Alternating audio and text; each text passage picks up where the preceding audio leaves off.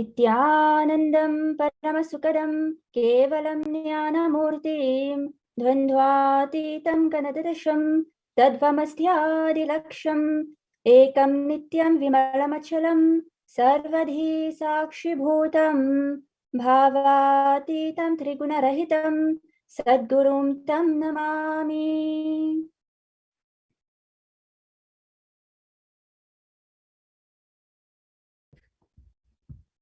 Nityanandam, everybody.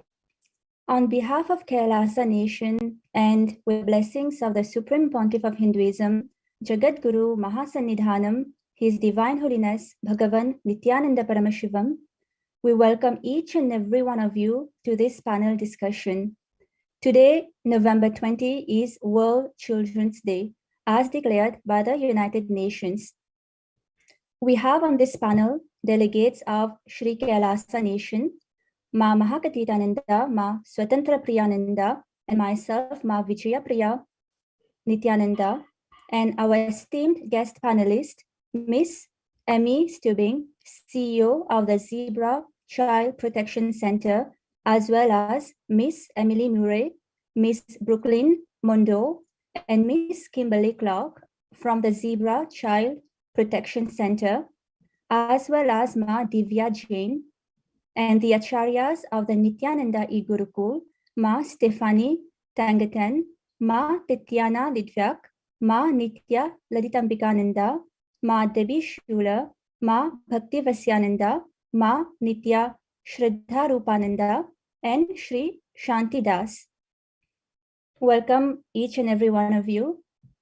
We have gathered today to discuss how we can together create a peaceful, safe, and sustainable world for our youth to reach its peak unique potential.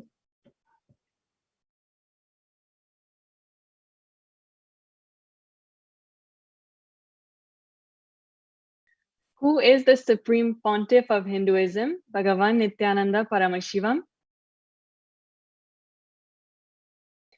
The Supreme Pontiff of Hinduism, Jagadguru Mahasannidhanam, His Divine Holiness, Bhagavan Sri Nithyananda Paramashivam, was born January 3rd, 1978.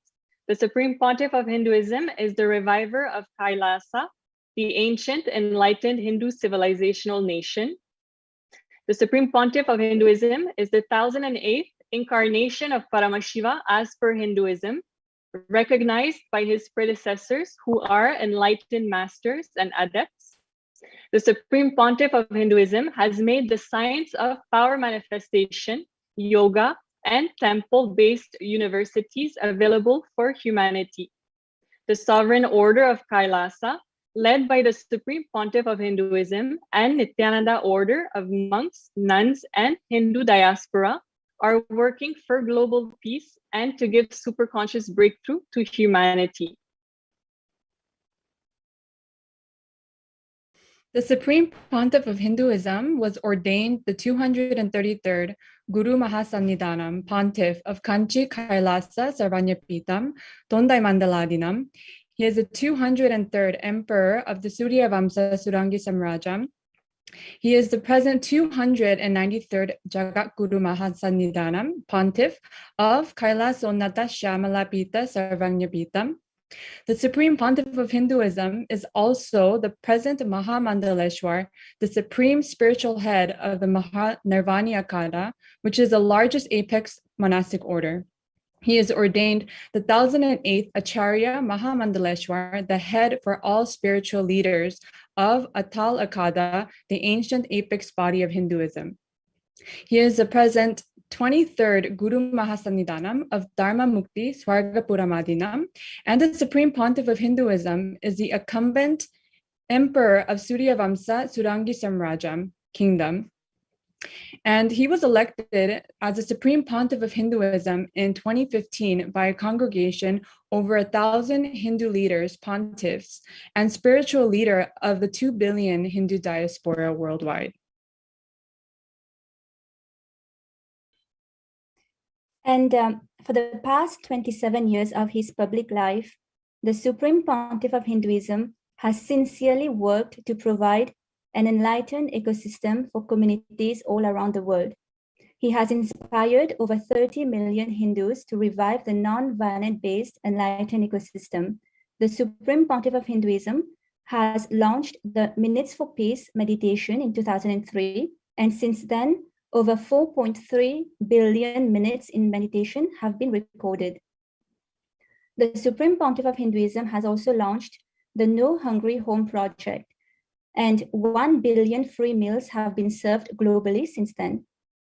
The Supreme Pontiff of Hinduism has opened his monasteries as a sanctuary for thousands of families during COVID, providing multi-layer quarantine facilities with all amenities provided free of cost. The nations also published Kailasa's report on COVID-19 and multilateralism. The Supreme Pontiff of Hinduism has delivered 10,000 hours of free discourses, which have gained more than 1 billion views. He has authored 1,000 books and 10,000 articles published since 2008 in 3 languages and translated in 50 languages.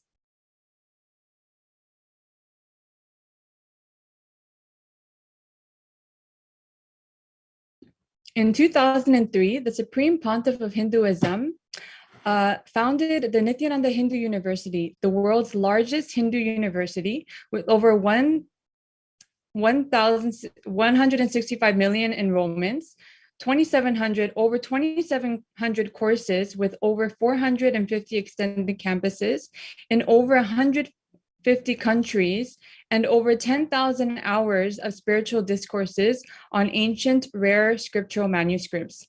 The Supreme Pontiff of Hinduism is a strong advocate of vegetarianism. He is a defender and upholder of women and LGBTQ rights. The Supreme Pontiff of Hinduism has built 11 temples in North America and 150 temples around the world, including Toronto, Los Angeles, San Jose, Seattle, Houston, St. Louis, Columbus, New Jersey, Charlotte, Phoenix, and Oklahoma. Over 10,000 free meals have been served daily, and over 250,000 programs conducted with free daily yoga and meditation classes.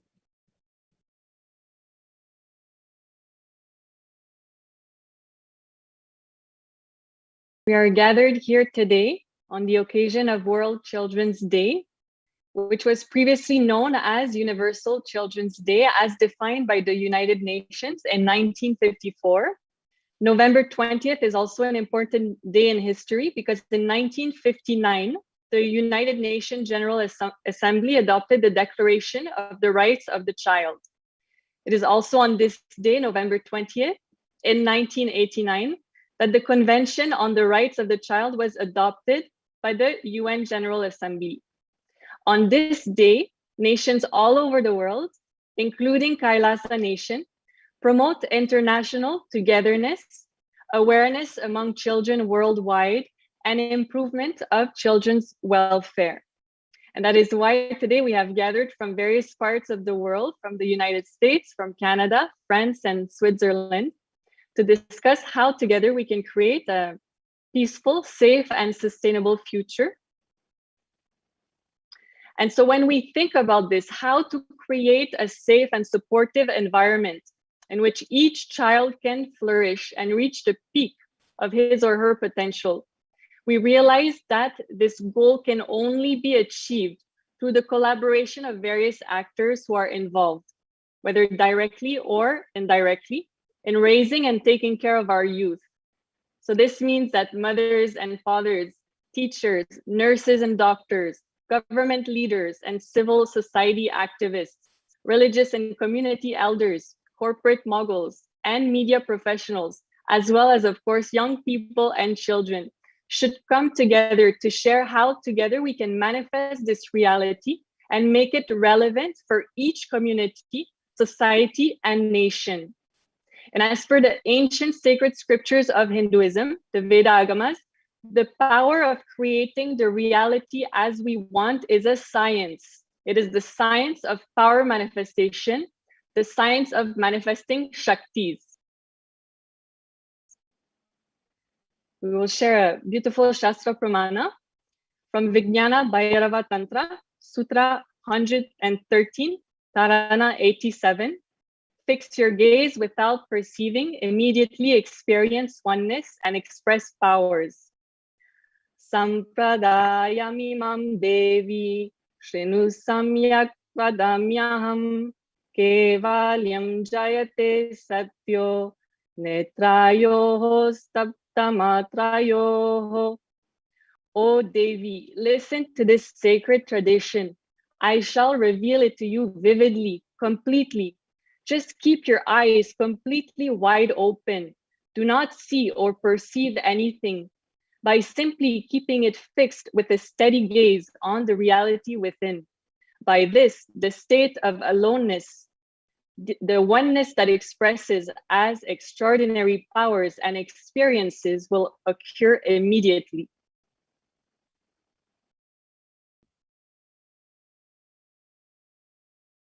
So this verse from our Hindu scriptures demonstrates how our sacred tradition carries the knowledge of the science of power manifestation, which enables us from the space of oneness with the whole to express powers and directly experience changes in our reality.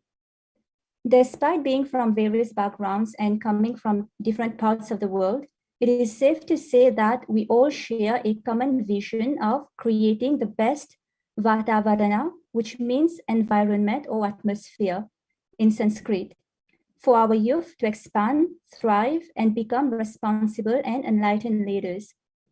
We can see, and parents and teachers who are part of our panel can testify to this, that our youth is becoming more and more concerned with the state of the world, whether we are talking about violence, climate change, or other issues.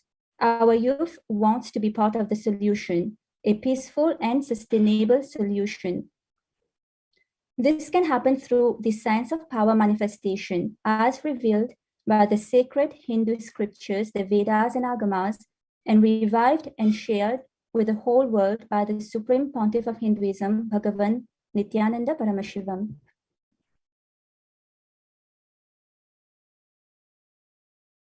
Now, you may be wondering, as a president of a country, as a CEO of a country, as a mother, as a father, as a child, as a teenager, as a child, how can the science of power manifestation help me create a powerful, a peaceful, and sustainable world for children? So the question will be addressed now during the live discussion we will be having, but let's first take a moment to understand the reality that our youth is experiencing in the modern days. It is important to understand the issues to be able to deliver the right solutions and sustainable solutions.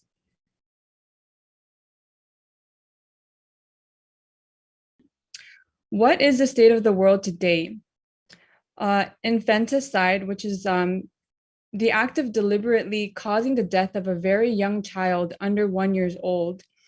The Asian Center for Human Rights, AACHR, released a report on the 11th of July, 2016, Female Infanticide Worldwide, which states that female infanticide for son preference due to a variety of reasons is a worldwide phenomenon, with 1.5 female fetuses being aborted every year.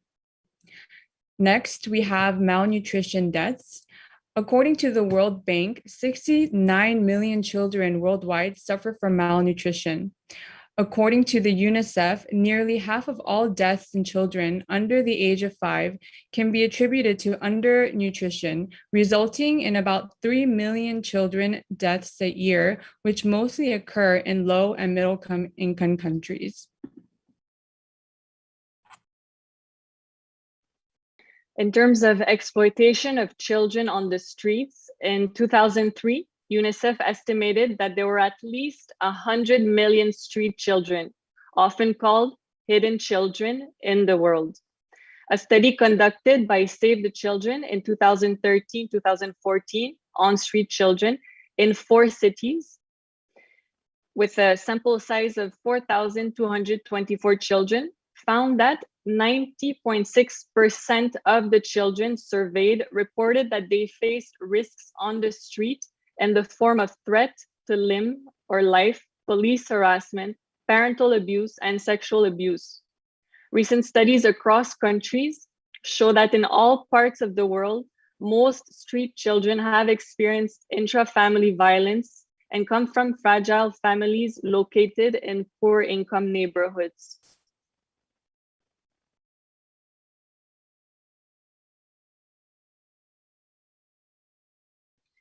And in terms of kidnapping, trafficking in the begging industry, according to the National Human Rights Commission, up to 40,000 children are abducted in India every year, of which at least 11,000 remain untraced. At least 300,000 children across India are drugged, beaten, and forced to beg every day in what has become a multi-million rupee industry controlled by human trafficking cartels. In terms of physical, psychological, and sexual abuse, according to the World Health Organization, nearly 3 in 4 children, or over 300 million children aged 2 to 4 years, regularly suffer physical punishments and/or psychological violence at the hands of parents and caregivers. Globally, it is estimated that up to 1 billion children aged 2 to 17 years have experienced physical, sexual, or emotional violence or neglect in the past year.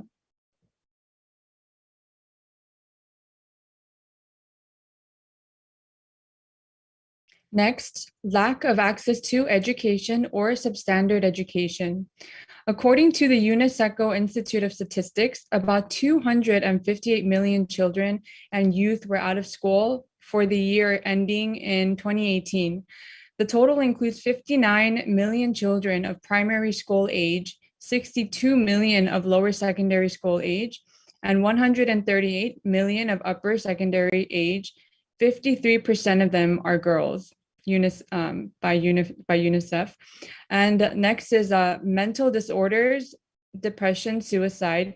In the US, according to a report released Friday by the Centers for Disease Control and Prevention, the rate of suicide among those aged 10 to 24 increased nearly 60% between 2007 and 2018.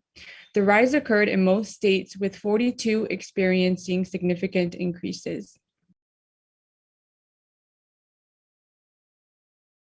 In terms of binge drinking, substance abuse, eating disorders, and teenage pregnancies, according to the National Center for Drug Abuse, drug use among 8th graders increased 61% between 2016 and 2020. By the 12th grade, 62% of teenagers have abused alcohol, and 1.19 million 12 to 17-year-olds report binge drinking in the last month. 50% of teenagers have misused a drug at least once. 43% of college students use illicit drugs. 86% of teenagers know someone who smokes, drinks, or uses drugs during the school day.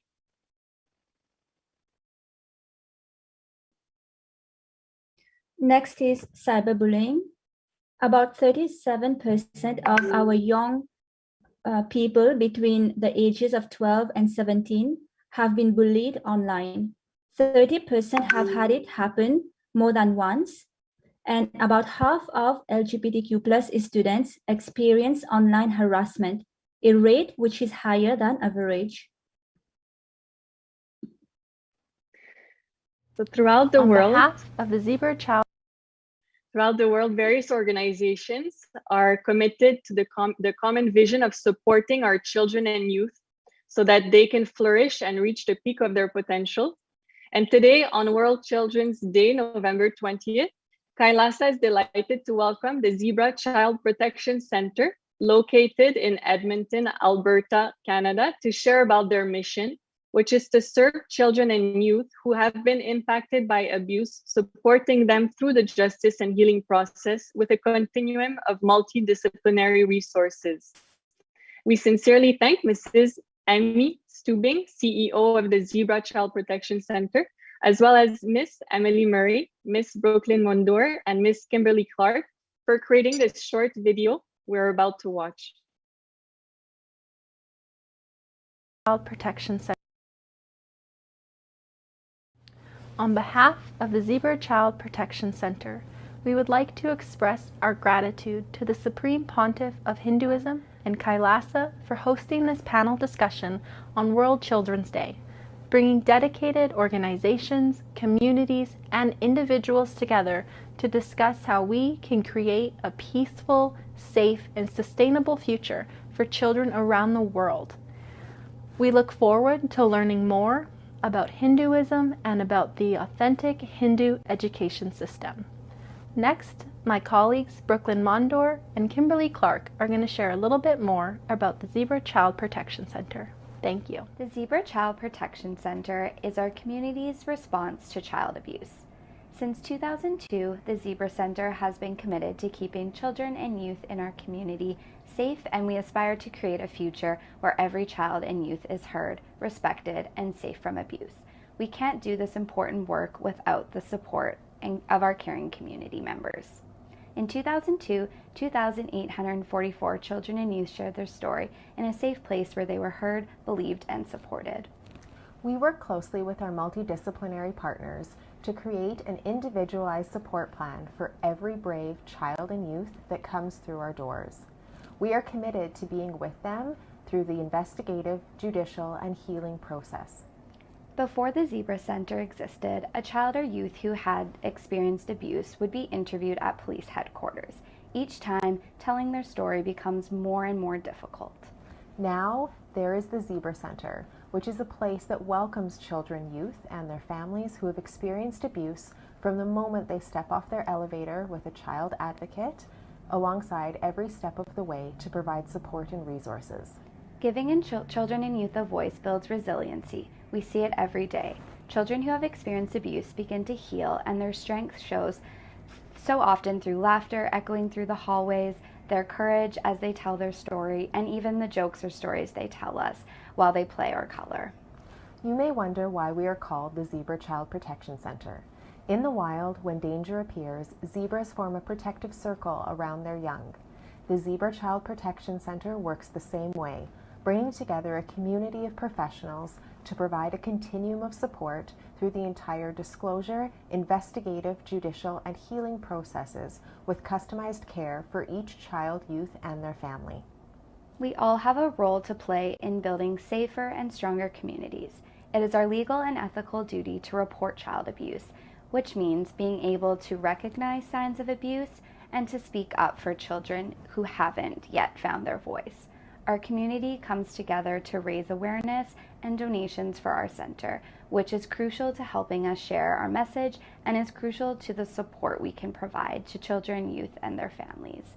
Working together truly does make a difference.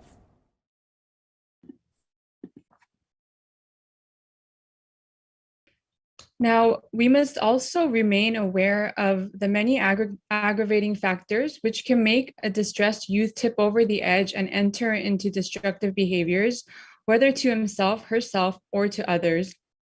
These factors include, but are not limited to, fear, sibling rivalry, issues at school, warring parents, dysfunctional families, single parents, fear of punishment, death of a loved one, distressed parents.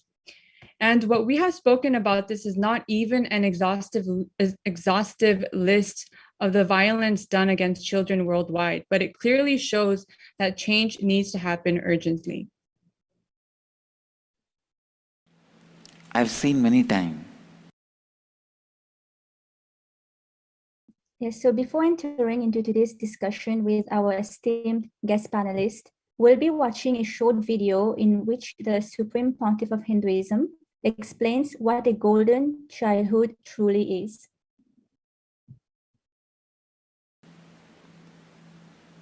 When my Gurukul kids take the elder kids take the responsibility of younger kids, immediately the amount of maturity, responsibility happens in them.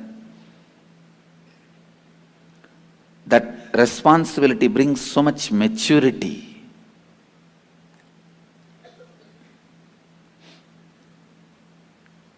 I tell you, the joyful childhood is matured childhood. You are matured, but you are in the body of a kid. That's the best life. Listen, many people write the history of golden childhood, glimpses of a golden childhood or golden childhood. No childhood is golden because they were immature when they were in the child body. When they are matured, they are already in the adult body. I lived a most matured life in a childhood body, I tell you. I have a real golden childhood.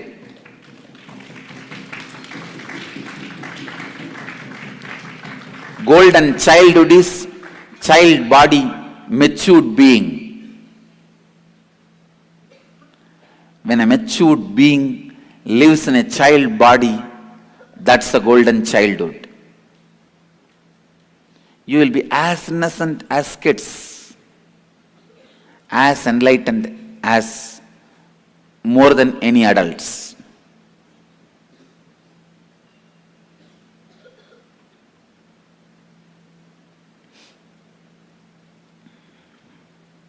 Matured being in a child body is a golden childhood. All other idea of golden childhood, look back, actually when you were a child, how were you? You were frightened about your student, your teacher, you were frightened about your hostel warden, you were frightened about your classmates, you were frightened about the bullying by other colleagues, other friends or students. Then how can you call that as a golden childhood? And you are pulled and pushed, dragged by the small desires like a candy, a toy.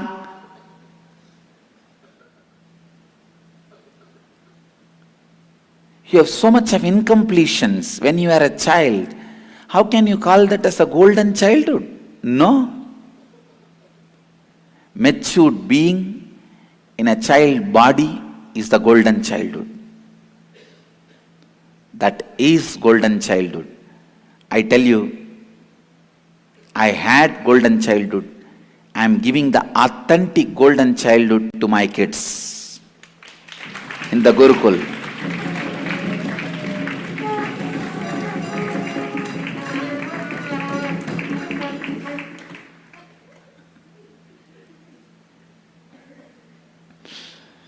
जब आपका मूल विचार अचेत रूप से जन्म लेता है, आपका पूरा जीवन अचेत रूप में ही बीत जाएगा। केवल जब आप अपनी मूल विचार से पूर्णत्व लाएंगे, आप द्विजा कहला सकते हैं, क्योंकि तभी आपका सचेत जन्म होता है। दूसरों को समझना और उन्हें लाभान्वित करना ही आध्यात्मिक सक्रियता है।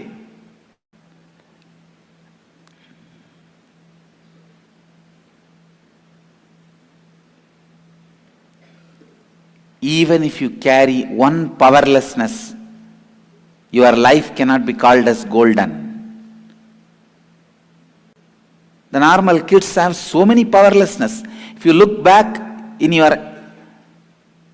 at your childhood, you had so many powerless moments. Then how can you call that as a golden childhood? No. It is only your fantasy. Your childhood becomes real golden childhood when it is full of powerful moments, no powerlessness.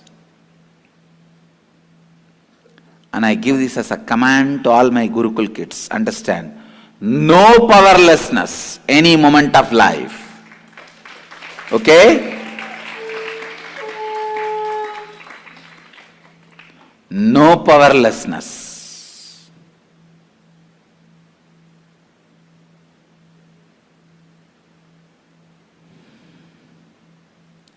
Life should be full of energy and powerful.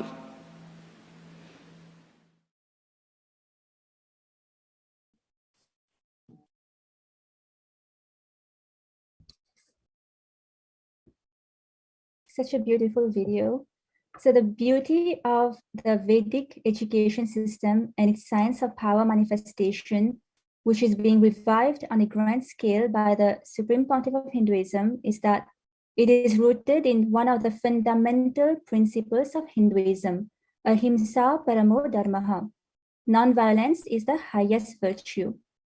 Our ancient rishis are very clear. Education and knowledge should always be for peace.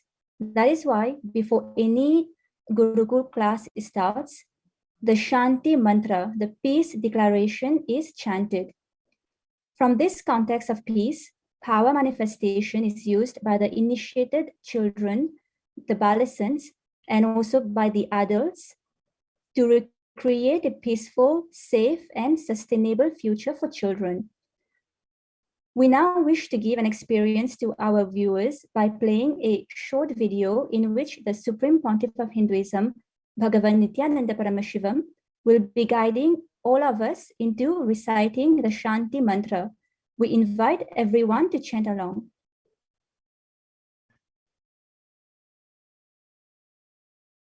Please recite the Shanti mantra of Kathopanishad along with me. Om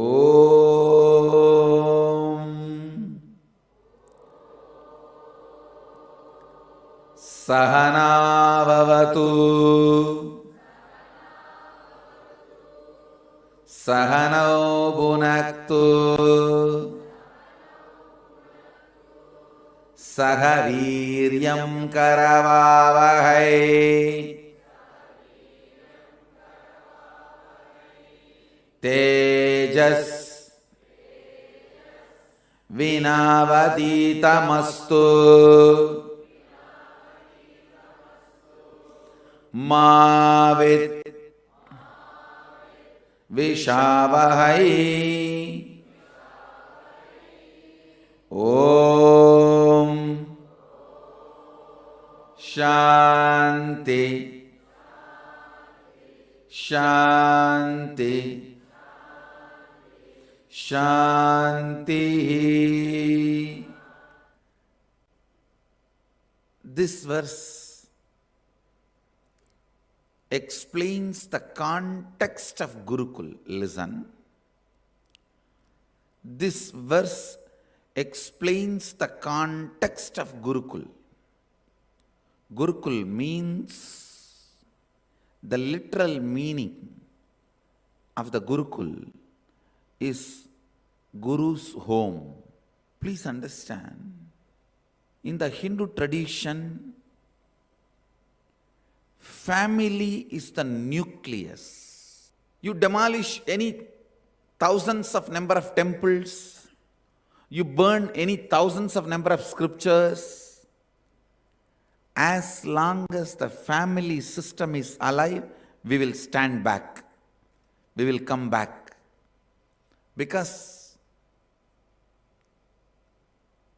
Sanatana Hindu Dharma values are transferred through the family tradition, the Gotra.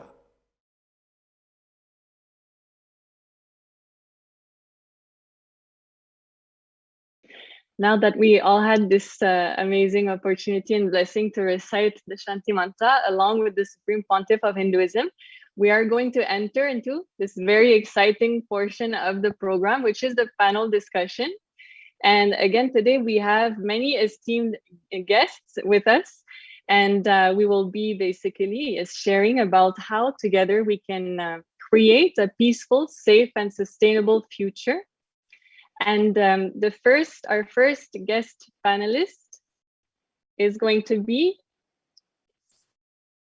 Shanti Dash.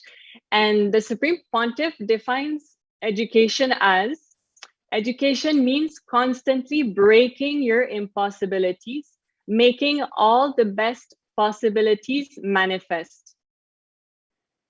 So from this context,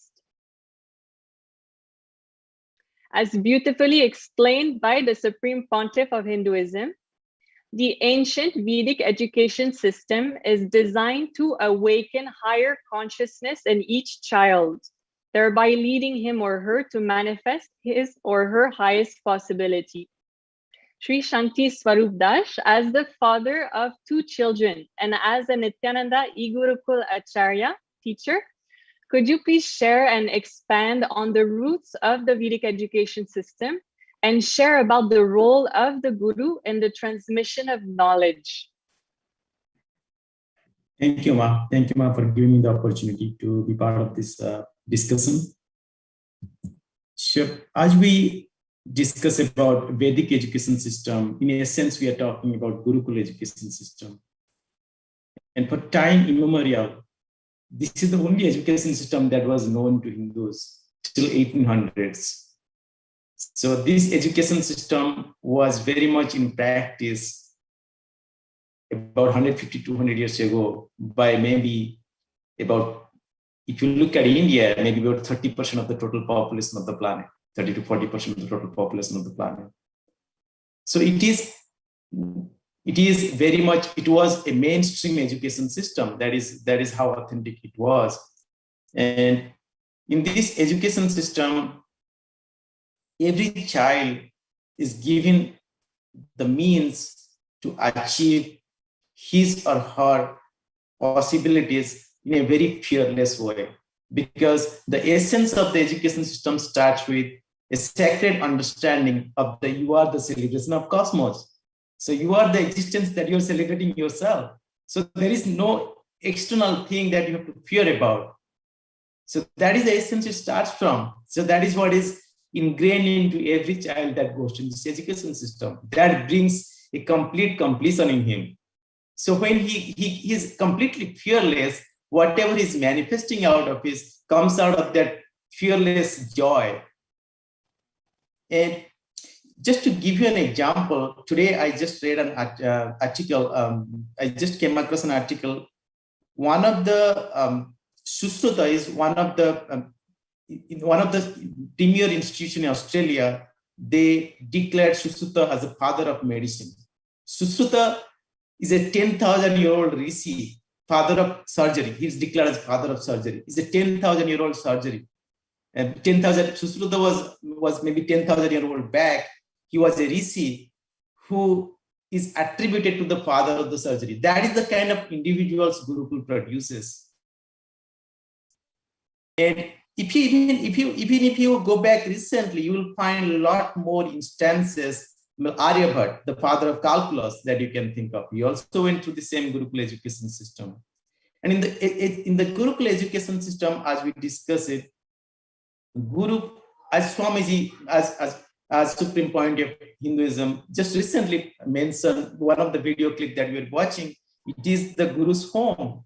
So that is where he's inviting all his disciples. And it is in that atmosphere, in that Vatavarana, he's transmitting the knowledge to them. So in Gurukul education system, one of the essential aspects of education is experiential transmission of knowledge. That is where Guru plays the most important role, because he is not necessarily just transmitting the knowledge, how the things are done in a very mechanical way, but he's transmitting his own experience, his holistic experience around it, in terms of not just the knowledge, what it does to you in your cognition, in your inner space, the entire thing gets transmitted to you. So at that point, the knowledge itself is as good as walking, as good as a child is walking on the street. And the power, one of the critical aspects of supreme point of Hinduism is introducing power manifestation as one of the means to quickly make this cognition shift in any individual, that any individual, not just a child, but any individual that comes across through this system. With this, I will end my discussion. If you have any more questions, please let me know. Thank you so much for this powerful sharing. Actually, the Supreme Pontiff of Hinduism has also said that even incarnations need to attend the Gurukul, because that is the way actually to see how to reproduce this science in others. And so even Lord Krishna, Lord Rama had to go to Gurukul. That's how powerful this Vedic education system is. It's so the Supreme Pontiff of Hinduism says it's mandatory. Gurukula is mandatory in the Vedic tradition. Beautiful. Thank you so much. Thank you, ma'am.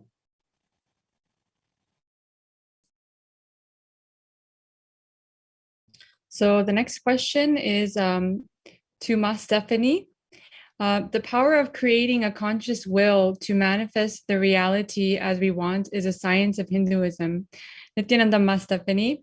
So as a neurocognitive scientist from Switzerland who has done research on meditation, and as a Nithyananda Gurukul Acharya teacher, and as a mother, could you please share how the Gurukul lifestyle is rooted in the science and how, based on scientific facts, the ancient Vedic lifestyle is necessary to create a peaceful and sustainable future? Yes, sure, Ma. Nityananda, everyone. So let's have a look at it. What happens in the Gurukul in the first place? So basically, what the Supreme Pontiff of Hinduism just also stated in the video that we just have seen, it is the home of the Guru. Who's the Guru? The Guru is the one who brings us back into the light.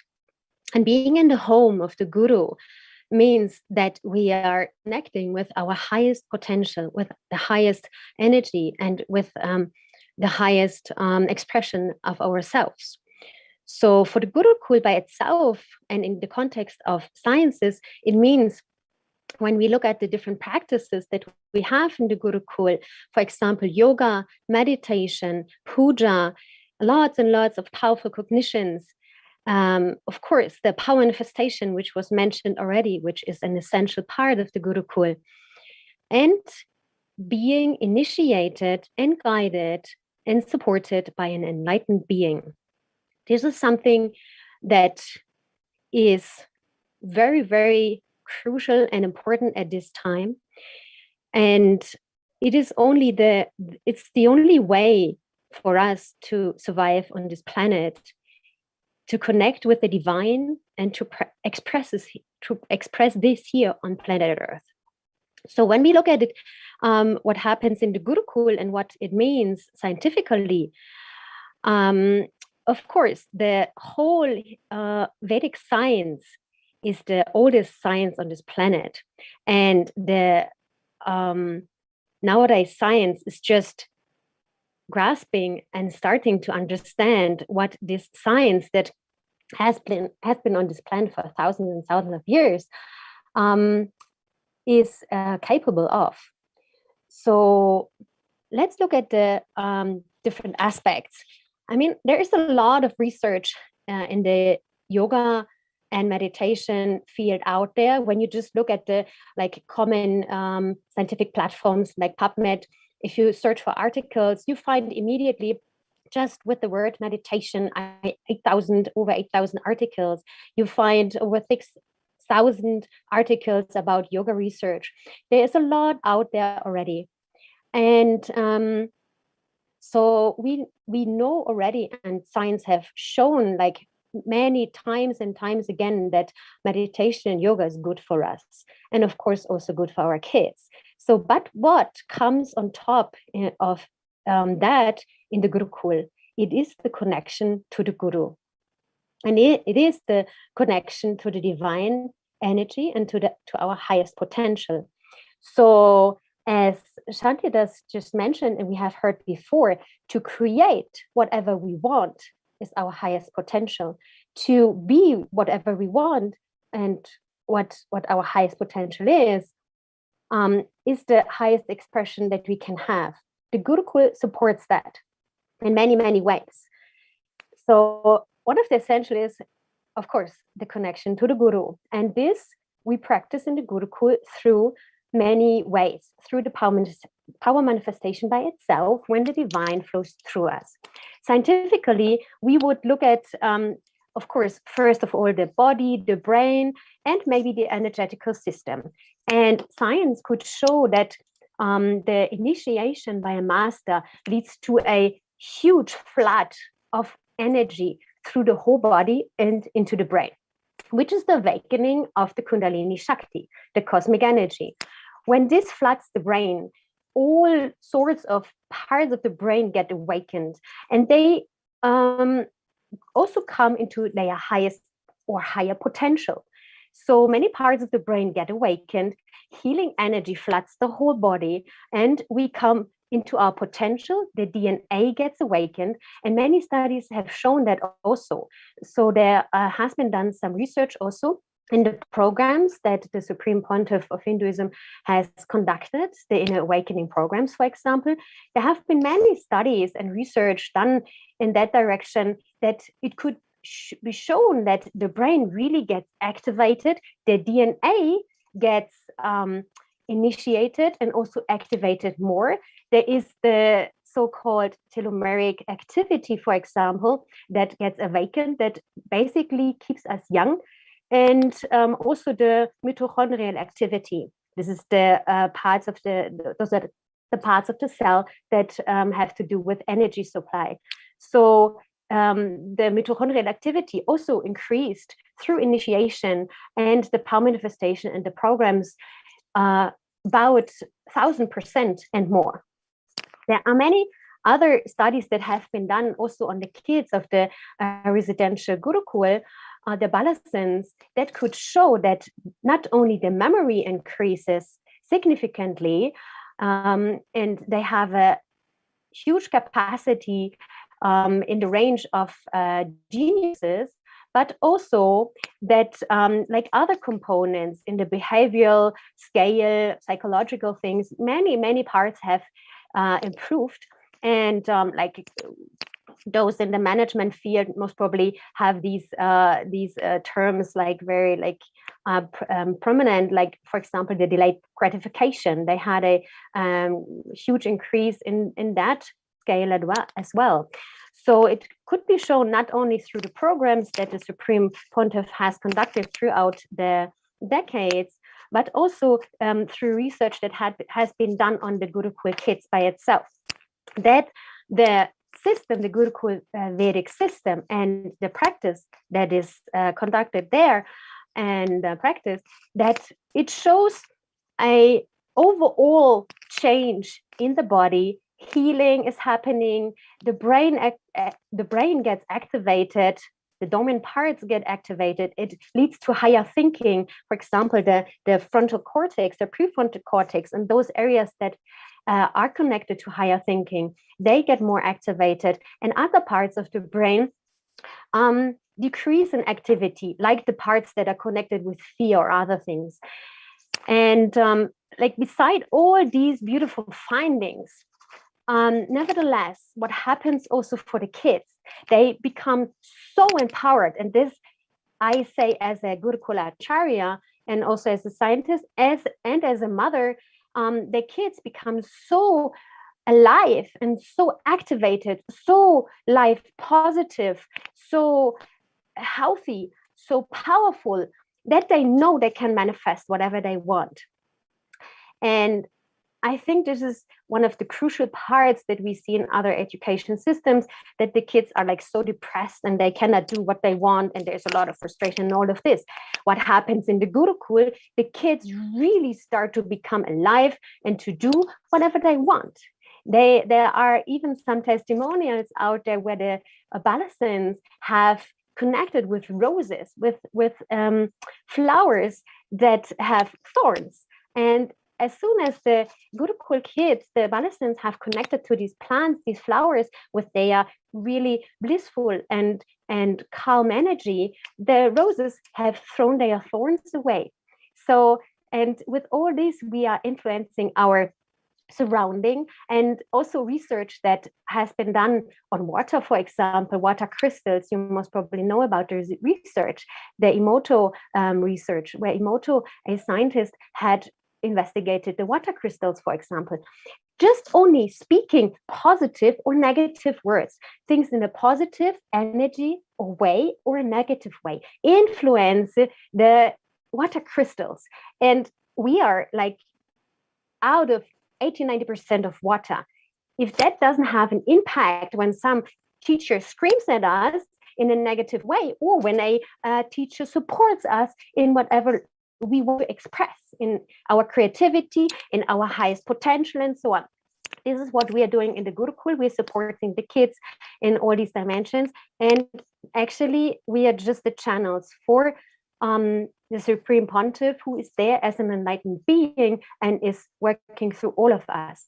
So connecting to an enlightened being brings the kids into the highest potential and state and space that they can express. And that brings a huge capacity for them in life and to manifest whatever they want. Yes. Thank you so much, Ma Stephanie. Yes, thank you. You highlighted so many important points here, and the feeling connection, which is establishing the feeling connection. We all feel like Gurukul kids here, and that is so unique to Hinduism. And Swamiji, the Supreme Pontiff of Hinduism, is able to transmit the science and make it so available to humanity, which is extremely rare in this crucial time. So thank you so much, Ma.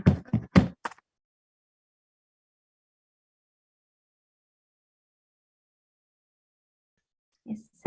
Our next question is for Ma Nithyananda Ma.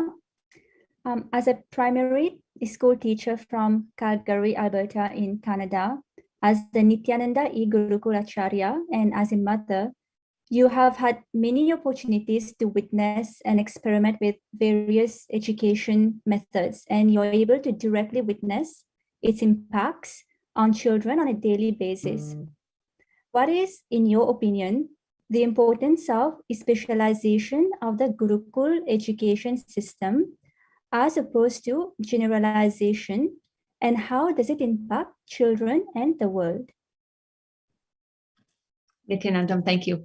So I'm going to continue a little bit of what Ma Stephanie spoke about when regarding specialization versus the generalization within the education system. So if we think first of all about what the Supreme Pontiff of Hinduism says, he says that it is the primary goal in the first year of every child in Gurukul is to know your Swadharma. It's to know what your purpose is, understand your uniqueness, understand how you fit with the whole, understand your flow. So once a child knows that, it's like unleashing or just allowing their potential to flow. So whatever genius is within them can express. And it's a matter of simply giving initial initiations and allowing the child to specialize in their uniqueness and sharing that with the world. Whereas if we look at something that's more generalized, a child may enter the school system not necessarily having an idea of who they are, having different ideas, and then entering a system where if it's more of an Macaulay type education system where we have like more of a product and based goal, like you need to do this, you need to do this, you need to do this. They don't necessarily have an understanding of who they are. And then that energy is blocked. The Supreme Pontiff of Hinduism relates that to being like a dam. Suddenly that energy is cut off.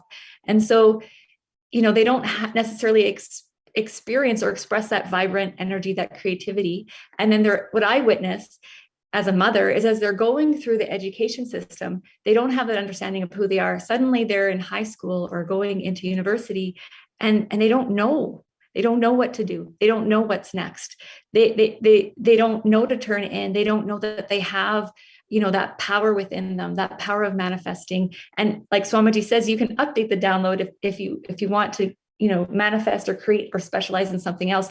You always have that power. So I think that's why we see the depression rates, the suicide, all of that happening is because kids don't start off at the very beginning knowing who they are and knowing what their purpose is and their uniqueness and being allowed to express that. So, giving kids that opportunity just allows for kids to be in oneness with themselves. So there's no fighting within themselves. So naturally they'll be in oneness with the world around them and spread that.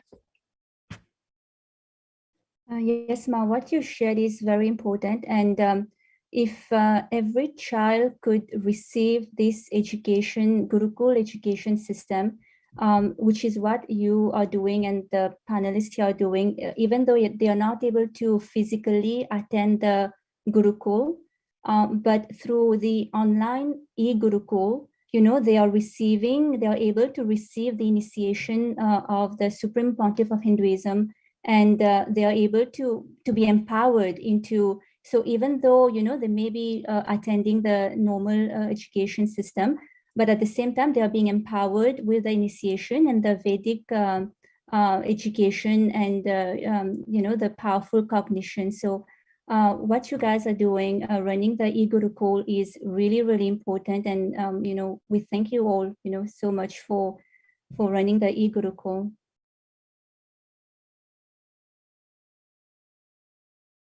Thank you so much. I wanted to highlight also, Tatiana, you quoted one of my favorite, most beautiful quotes I feel that the Supreme Pontiff of Hinduism has shared with the world about children, how in Gurukul, the children have the freedom to explore. So it's not like a dam, like you were saying. It's the Supreme Pontiff of Hinduism says it's an embankment for the wild river.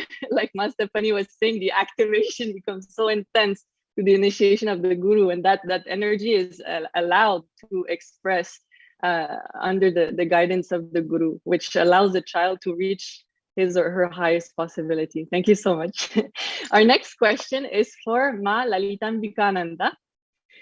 So one of the greatest contributions of the Supreme Pontiff of Hinduism to the world through the revival of Kailasa and the ancient Vedic education system is the science of completion and powerful cognitions. So Ma Nitya Lalitambikananda, as a devotee of the Supreme Pontiff of Hinduism for the past 5 years from Toronto, Canada, as a volunteer in daycares and community center summer youth camps with diverse communities, with children ages ranging from 4 to 18, and as a Nithyananda e-Gurukul Acharya, you have directly witnessed the powerfulness expressed by children who are initiated by the Supreme Pontiff of Hinduism. So could you please share how the initiation from the Guru into the science of completion and powerful cognitions is not a luxury in today's world? As we have seen from all the statistics in the beginning, it is an absolute necessity. If you can please share your views on that. Sure. Nithyanandam, everyone, and my deepest gratitude at the divine lotus feet of the Supreme Pontiff of Hinduism. The Macaulay system has set society to fail in the rat race which it has created. It's no coincidence that the Gurukul and the libraries of Hinduism have been attacked. The time-tested and practical solution to this is the Guru's initiation into the science of completion and powerful cognitions, which is protecting the child from collapsing, fulfilling them with powerfulness from within, thereby them not feeling the need to engage in the destructive behaviors that we've heard about today. That has actually been normalized. And cognizing that this may be happening in the world, not part of my world. And from there, creating the reality that one wants internally to externally, creating peaceful and safe, sustainable future for our youths. And one of the quotes that I want to share from the Supreme Pontiff of Hinduism is the Gurukul. There's no education, there's only initiation. Initiation means empowering you with powers and letting you play with it and letting you manifest your specialization and letting you grow and glow. There's only one thing, Shakti Nipada, that's all. Constantly, you are empowered and asked to explore. The science of completion, providing everyone involved with the right tools to maintain the right Vatavana for our youth to thrive. Therefore, creating a peaceful and sustainable future for our youths. So the science of completion can be used to complete negative emotions or blockages that you face in day-to-day life. So now we're hearing a lot about anxiety, anger, depression, boredom, laziness, even to relationship problems. So this is a practical solution. So we're in a society that I've seen is very much problem-based and not solution-based. And here with the Gurukul, we're seeing the complete opposite, being solution-based. And this is from the Vedic time-tested solutions for everyday problems. And this is very much practical for the blissful life. Taking a life positive approach to everyday issues from the initiations from the Guru, not cognizing depression, social anxieties. We're seeing self-medicated also, substance abuse. This is not a part of the child's life who has been initiated by the Guru. There's no time spent on problems, but only solution-based. what is going to take me to my highest potential. The source and resource is the same. And having the ability to have a pure questioning, it's really amazing to see these children who are growing in, may not be growing in the Gurukul physically, but even online, how powerfully they're able to take this to their day-to-day life, and watching them grow so powerfully just by the simple concept of completion, just by the initiation from the guru. And the initiation from the guru is the key to have a powerful and blissful life. And this is not a luxury, but an absolute necessity to reach your highest potential. And seeing the kids being able to grasp this, that this is essential for me, being able to navigate through today's society with the powerful cognition of what is good for me, what is going to take me to my highest potential, and what are things that are very much around me that are happening in this society, but not going to have any impact in our life.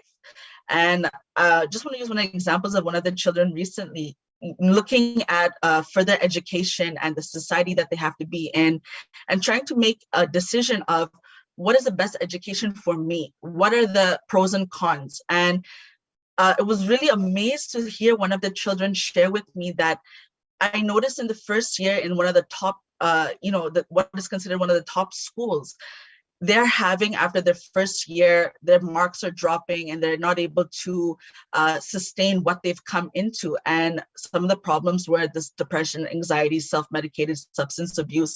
And that child saying to me that this is not part of my life. I'm not going to have any of these issues. So I'm going to be successful in my further education.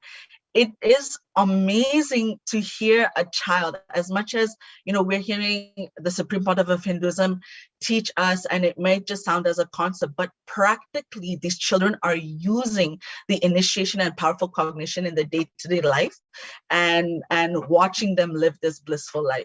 So definitely, this is not this is not a luxury anymore. It is an absolute essential for us to reach our highest possibility, for the children to reach their highest possibility. Thank you so much, Ma Lalita Ambikananda. Actually, you highlight, yes, again, very powerful point, showing how it is very practical, right? And when you share about the child knowing what they're going after, and having that confidence, powerfulness that they are going to be able to manifest it, it reminded me of the teachings of the Supreme Pontiff of Hinduism about the real freedom, the swatantra that is given in the Gurukul to. So knowing what is everything. So thank you so much, Ma.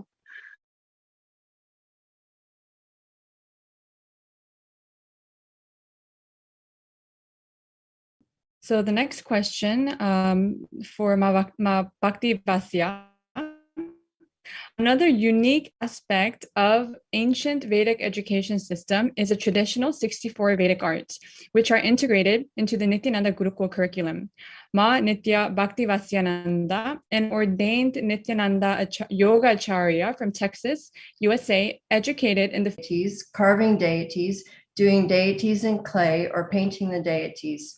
This is to evolve a brain, the completion, patience, will persistence, where pure consciousness can reflect and mirror the neurons can happen.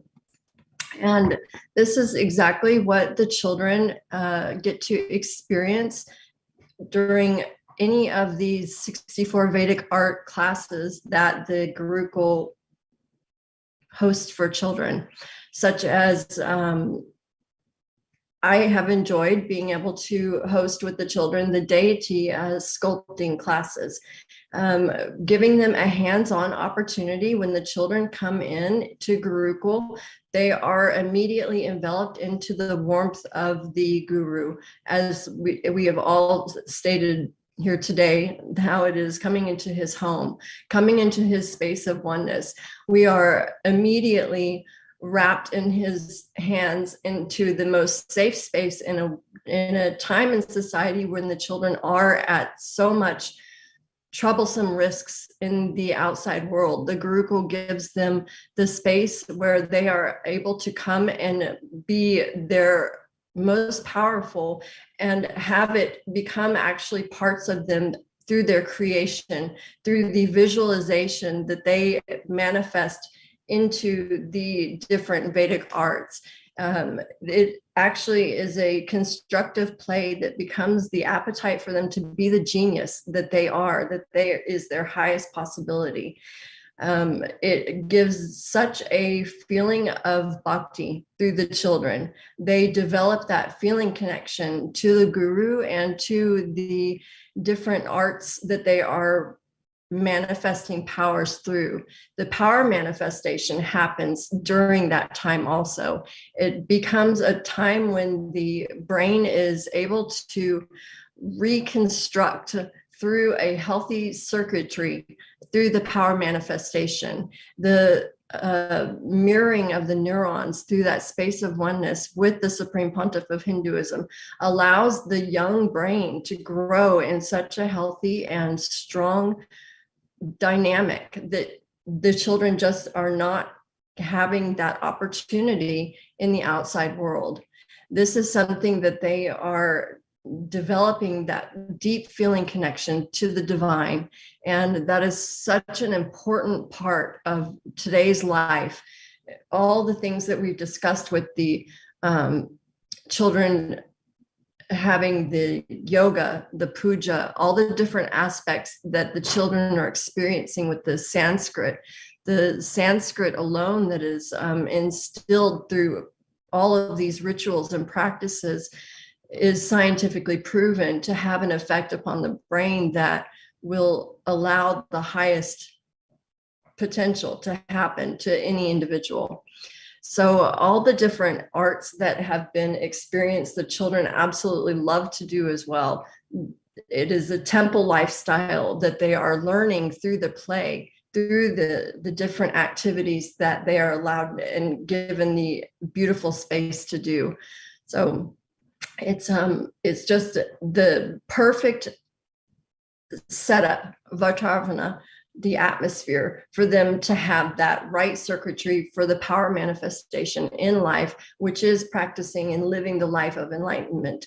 And it is giving them that golden childhood that Swamiji spoke on earlier. It is giving them that chance to manifest in more ways than one, all of the different places and people that they are around in the healthy environment through the Gurukul system. It is something that is desperately needed in today's time. And I see this as the only way for children to really fully reach their highest potential in ancient times and today's times. This is just as current as it was then as it is now. And having the guru is the most important for any individual. But for a child to experience this as a child in a child body, it is truly the most beautiful gift that we can give our children. Thank you. Thank you so much, Ma Bhaktivatya. And we all have, many of us have actually experienced being around the Gurukul children, the powerfulness and the high maturity and the confidence that they just radiate. And it's truly inspiring and is a powerful example of Gurukul providing the right foundation and the right Vatavadana, the ambience for these children to develop. Thank you, Ma. Thank you. Our next question is for Ma Devi Shular. So earlier, the Supreme Pontiff of Hinduism, we were chanting along the Shanti mantra, and the Supreme Pontiff of Hinduism explains that the first thing that the rishis are doing is making a will, a conscious will. And the first thing that they are teaching us is how to strengthen our limbs, our listening, our seeing, our body, our mind, our vital life energy, strengthening all of that to create a will to mature and strengthen the body and mind. And the Supreme Pontiff of Hinduism shares that for the right strategy to happen in us, we need to be informed of the basic truths. Sarvam Brahmopanishadam. Everything that exists is consciousness. So Ma Devi, based on your experience as a Nithyananda Gurukul Acharya from the United States, and as the mother of two soon-to-be teenage girls, how important is it for them to be taught at this age that everything is consciousness, that they're not just this body or mind or emotion, they are pure consciousness, and they have the power to create that conscious will to manifest the reality as they want. How would you say that is, how important is that in their lives? Nithyanandam, pranams, Supreme Pontiff's feet. Thank you very much for having me here today. Maswatantat Priya, I mean, all of this just ties in so beautifully. I mean, I'm probably going to be saying some of the other things that other people have already mentioned. So, but yes, to create to develop the consciousness, you know, so that we have that will, developing that strength, you know, the strength of the body, the strength of the mind, the strength of the spirit, the will, all together, so that you understand, so that these children actually understand that they, I'm going to say, are in control, that they're in that powerful space, basically, that they understand that they can create whatever they want, right? So it is very important that they learn this at a young age, especially, you know, children becoming teenagers like I do have, so that they can actually live the more peaceful, safe, sustainable life that is very much needed today. Very much. I mean, the children are bombarded with, you know, the anger, the depression, you know, the states of being the victim, bullying, I mean, the whole gamut, right? So it is very important that they actually learn how to increase their consciousness, work on the will, so that they can actually manifest, have these powerful cognitions, so that they can manifest the powers. And actually, because once you start doing that as a child, then, like Malali Tambika said, you know, it doesn't exist in her world. It doesn't exist in some of those kids' worlds. Once they start to like see how manifesting these powers and being in that powerful state transcends them, it makes them rise above all of those other lower energy level issues on a day-to-day basis. So it's very important.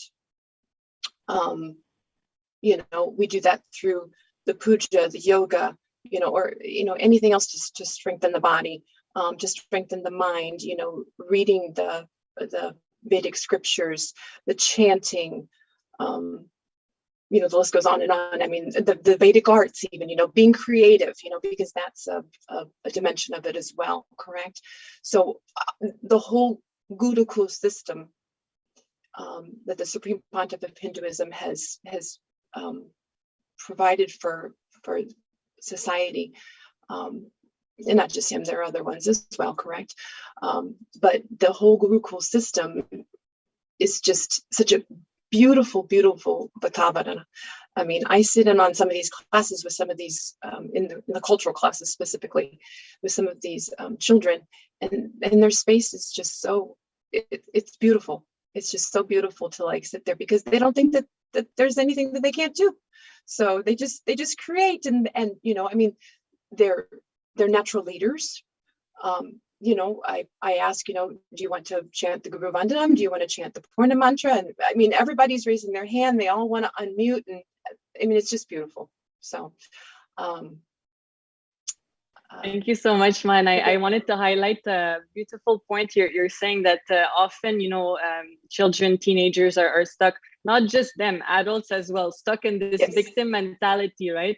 But when we have that right knowledge, the Supreme Pontiff of Hinduism says right knowledge is liberation. When we have that right knowledge that everything is pure consciousness, then it actually makes us become so responsible. I am responsible for everything that happens within me, everything that happens around me, and I can create the reality as I want it. So true, so true, so true. Yes, they take it and they just run. Yes, thank you. Yeah, I just want to add one more point. I have two boys, one is 17, one is 12. So the one thing that when you think that you are a consciousness, I don't know, Gurukul, what Swamiji's power manifestation, firsthand I have, as part of Gurukul teacher, Acharya, I have noticed is what it does is it makes it easier for a child going through that process to block the inherited desire. So you do not inherit somebody else's desire. It becomes in the e-Gurukul Bhatavarana, it becomes very easy to communicate with them in that language, in the language of consciousness. So once they get a click of a power manifestation mark, then it kind of things start shifting in a very different way. They do not really inherit others' desire. They truly recognize, in a sense, they truly recognize who they are.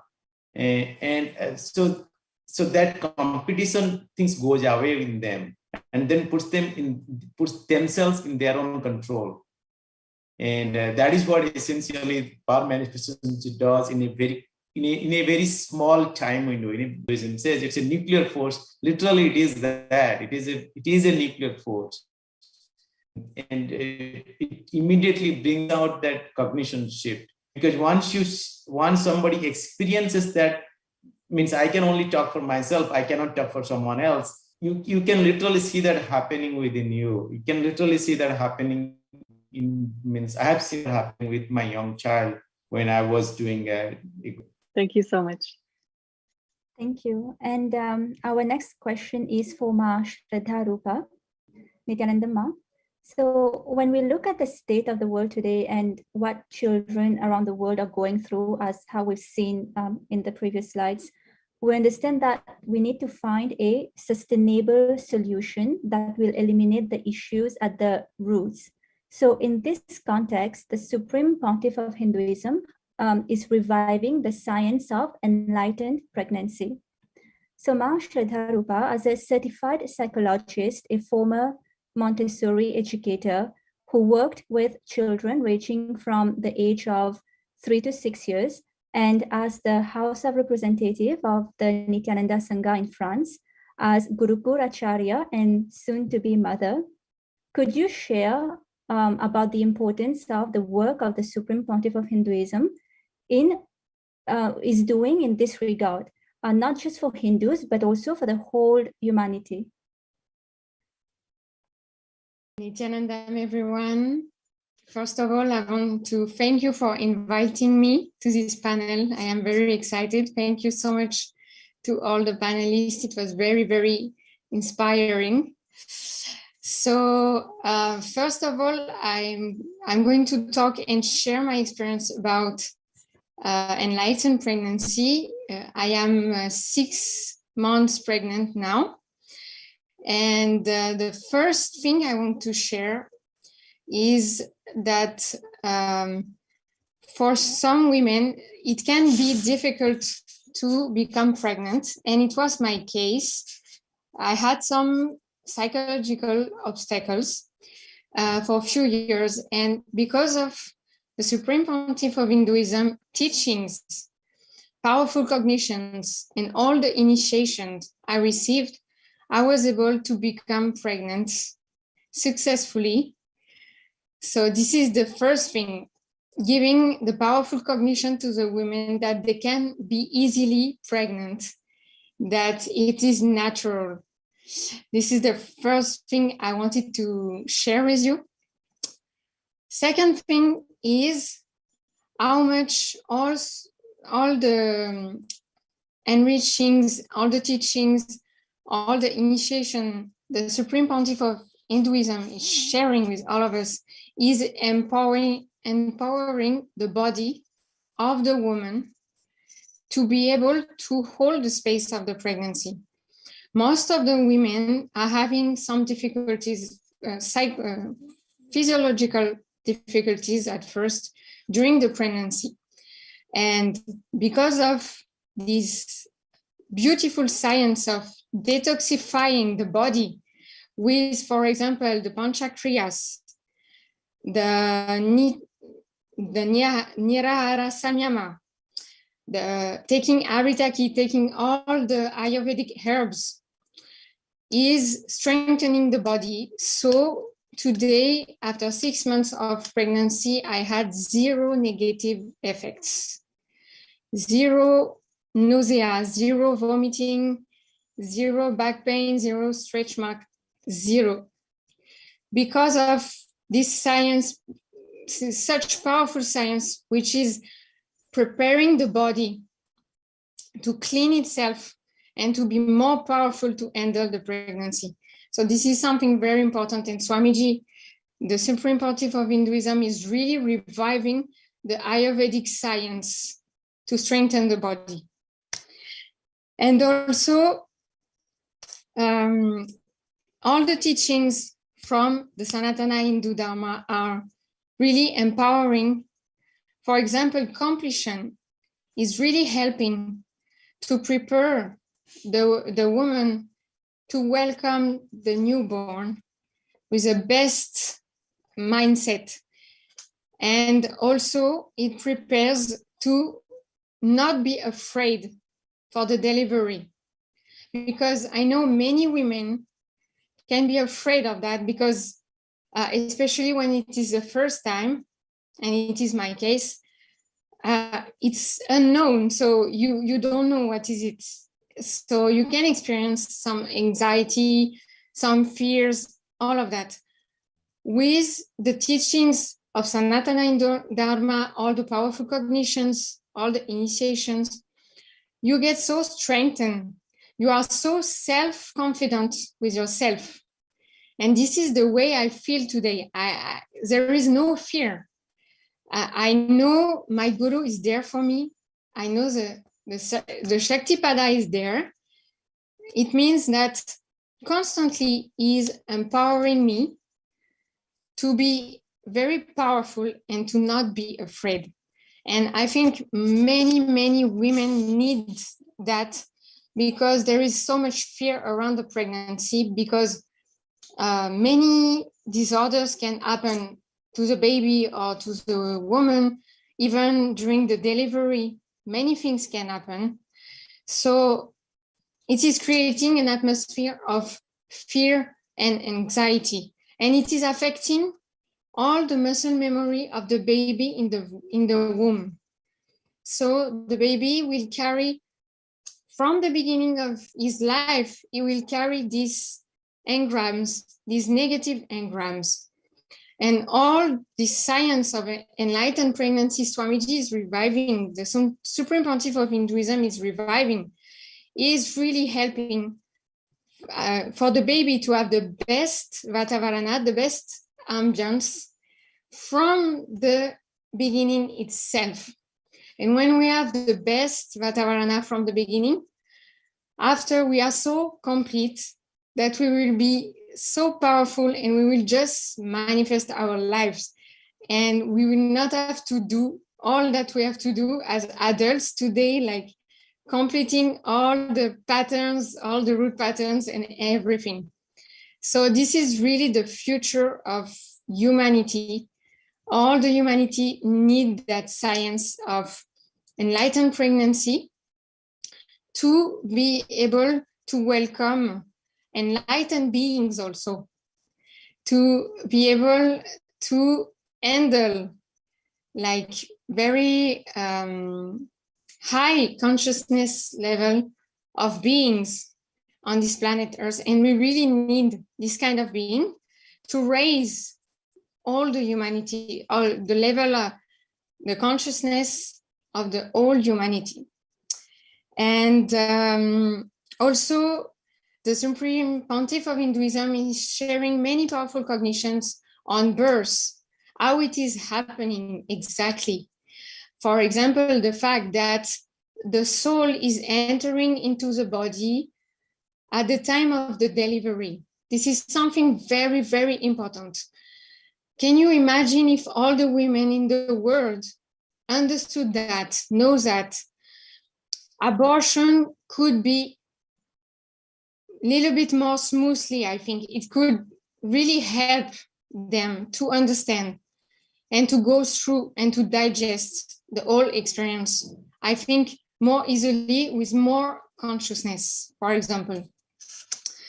And also as soon to be a mother, I am benefiting a lot from the e-Gurukul, which is such a beautiful space. Just being with the kids, with their innocence, with the way they manifest the powers of the third eye so easily, the way they just play and they just unclutch from everything is really, really inspiring me. So I really recommend all the families, all the pregnant women, everyone to join the e-Gurukul. From your home itself, you can benefit from this. You don't even have to go to India or anywhere else. You just need internet connection and computer, and that's all. And you can benefit from that. Thank you so much. Thank you so much, Ma Shraddha Rupa, for sharing. And I want to add that the mothers who go through the enlightened pregnancy deliver babies who are enlightened. And the way to check is, normally babies would be born with the fist closed, meaning that, they're coming with some karma.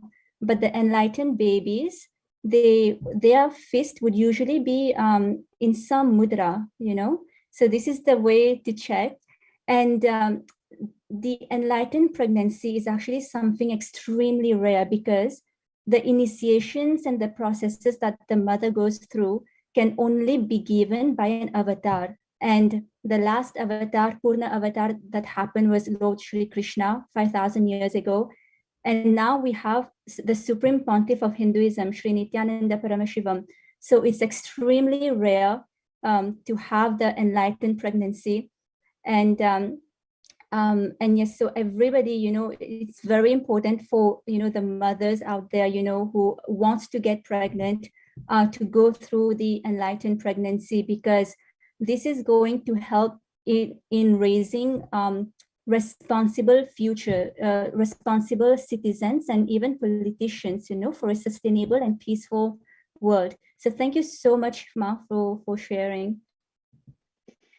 And our last panelist, she wasn't able to make it live today, but she has shared with us a beautiful video.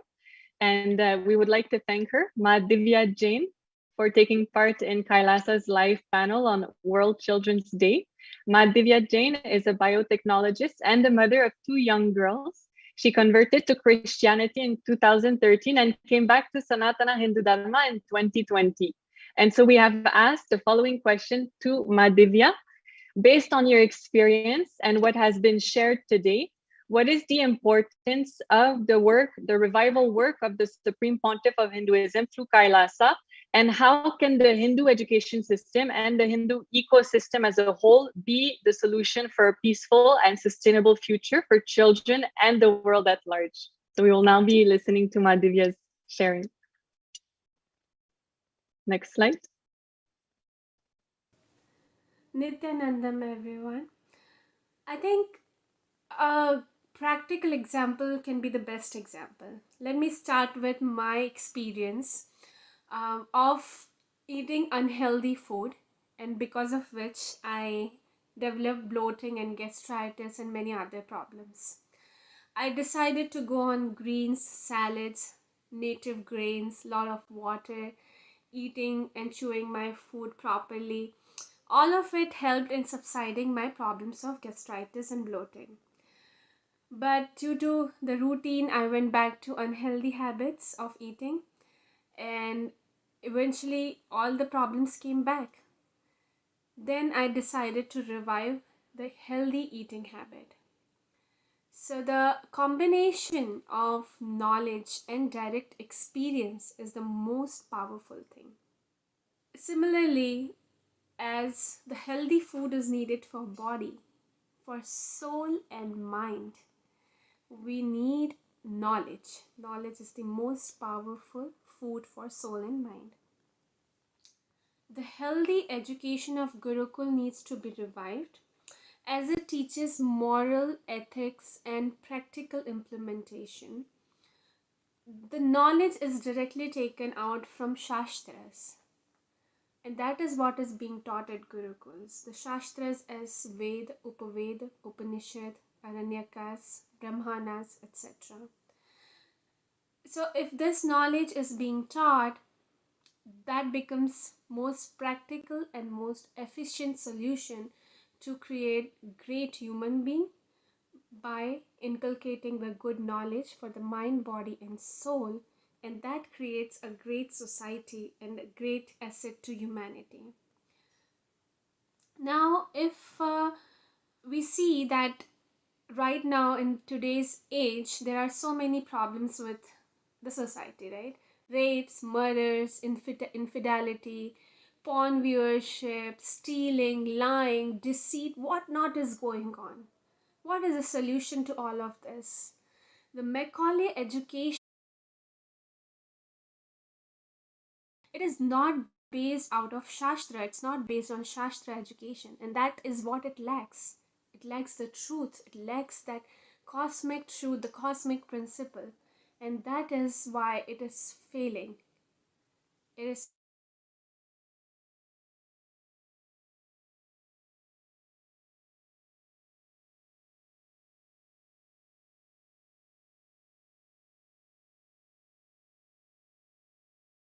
needs to be revived. The trading of Hindu ecosystem where all the Hindus are involved and they're doing trades with each other, or in other formats like education, living, it needs to be Shastra based, and then only that we will be able to revive the beautiful humanity or the higher consciousness of the humanity that we want or that we are striving for. And thus the revival work of Bhagwan Nithyananda Parashivam is so important. And with this video, I want to thank and take an opportunity to thank you, Kailasa, for inviting me on this panel. This is Divya Jain.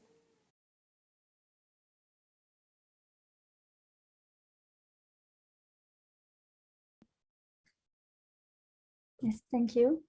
Through Kailasa, the Supreme Pontiff of Hinduism is not only creating one safe home or one safe school, but he's reviving an entire ecosystem, the Hindu ecosystem and its main pillars. And one of them is the Hindu education system, the Gurukul, which is based on the age-old Shastras, the Vedas and the Agamas. As we have discussed today, the Supreme Pontiff of Hinduism is also reviving the Vedic science of power manifestation to awaken the superconsciousness in each and every one of us so that we can reclaim our conscious sovereignty and create the reality as we want. With the Vedic science of power manifestation under the guidance of the Supreme Pontiff of Hinduism, creating a peaceful, safe world, a real golden childhood, where the child is mature but is still in a child's body. On behalf of Kailasa Nation, we sincerely thank the Zebra Child Protection Center, our esteemed guest, and each and every one of you for your online presence today on World Children's Day on November 20. Stay tuned for future Kailasa's live panel discussions, and we look forward to seeing you then. Om Purnamada Purnamidam Purnat Purnamudashyate Purnasya Purnamadaya Purnamevavashishyate. Om Shanti Shanti Shanti Hari Om Tat Sat. Bhagavan Shri Nithyananda Paramashivam Padukar Namastu. Om Nithyanandam.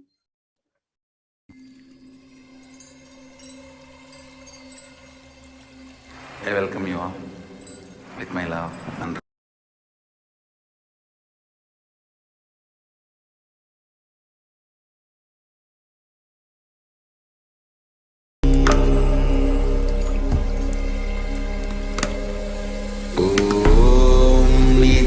Nithyananda Paramashivoham.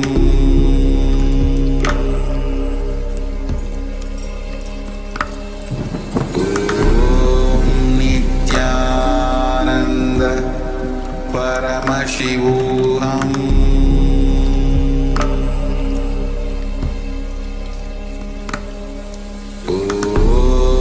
Nithyananda Paramashivoham.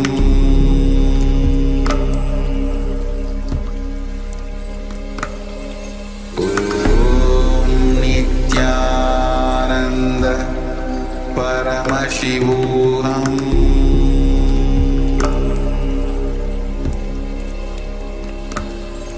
Om Nithyananda Paramashivoham.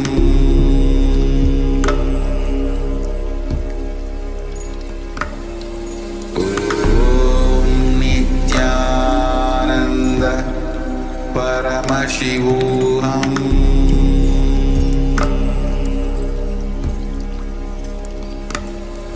Om Nithyananda.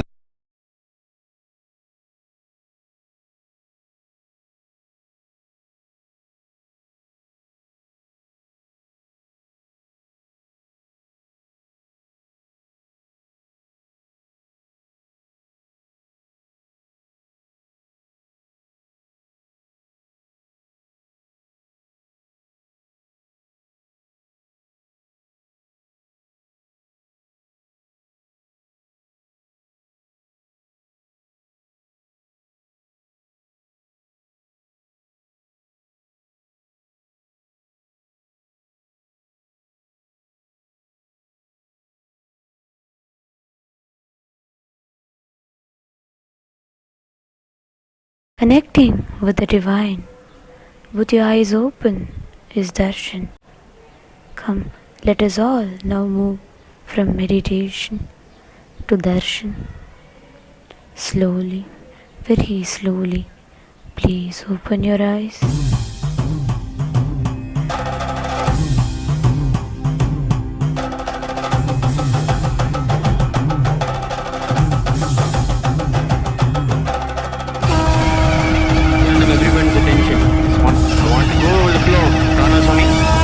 Anandane Nithyanandane,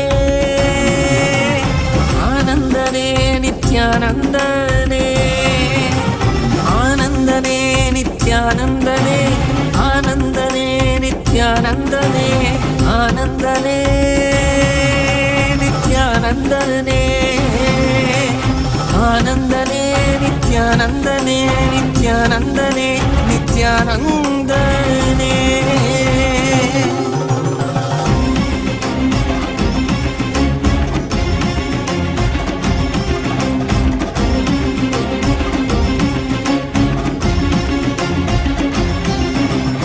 அடிமுடி காணாத கண்ணாமலைநாதனே, ஆனந்த முருதாங்கி அவனியில் உதித்தவனே. அடிமுடி காணாத கண்ணாமலைநாதனே, ஆனந்த முருதாங்கி அவனியில் உதித்தவனே. ஜோதிமலை தனிலே சுயமாகி நின்றவனே, ஆதி குருநாதனே ஆனந்தனே. ஜோதிமலை தனிலே சுயமாகி நின்றவனே, ஆதி குருநாதனே ஆனந்தனே, ஆனந்தனே. நித்யானந்தம் நித்யானந்தம் நித்யானந்தம் நித்யானந்தம் நித்யானந்தம் நித்யானந்தம்.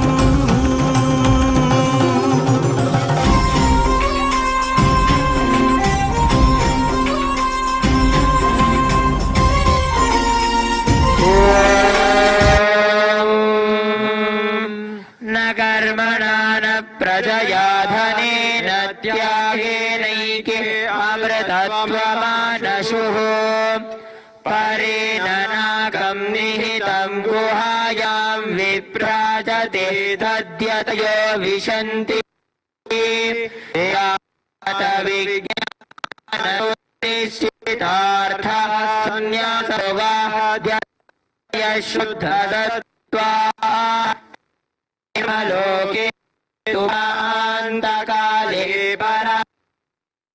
परिमुच्यन्ति सर्वे दह्रं विपापं परमेष्मभूतं यत् पुण्डरीकं पुरमध्यसद्गुस्तम् तत्रापि दह्रं गगनं विशोकस्तस्मिन् यदन्तस्तदुपासितव्यम्।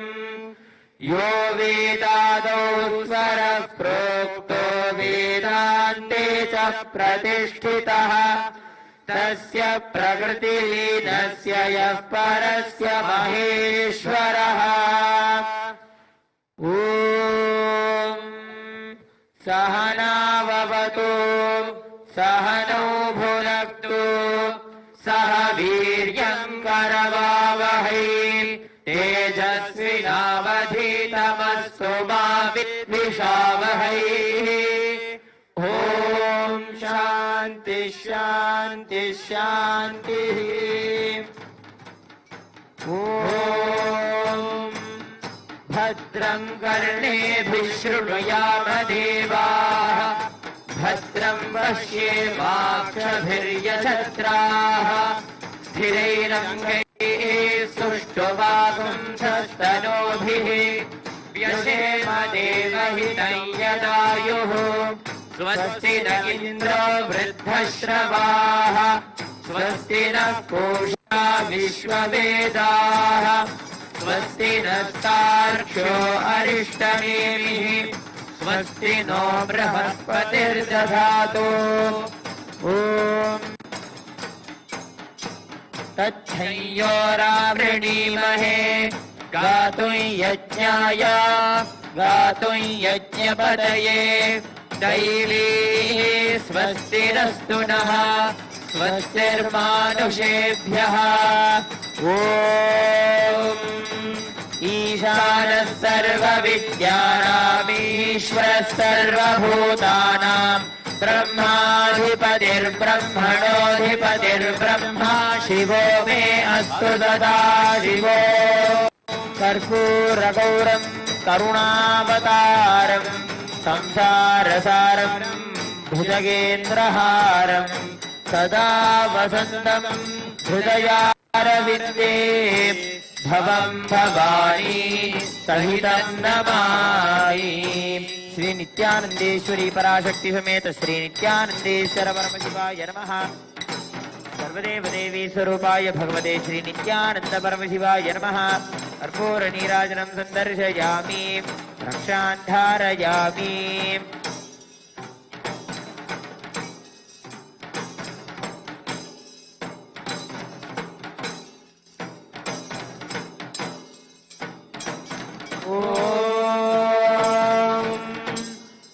छन्दसां वृषभो विश्वरूपः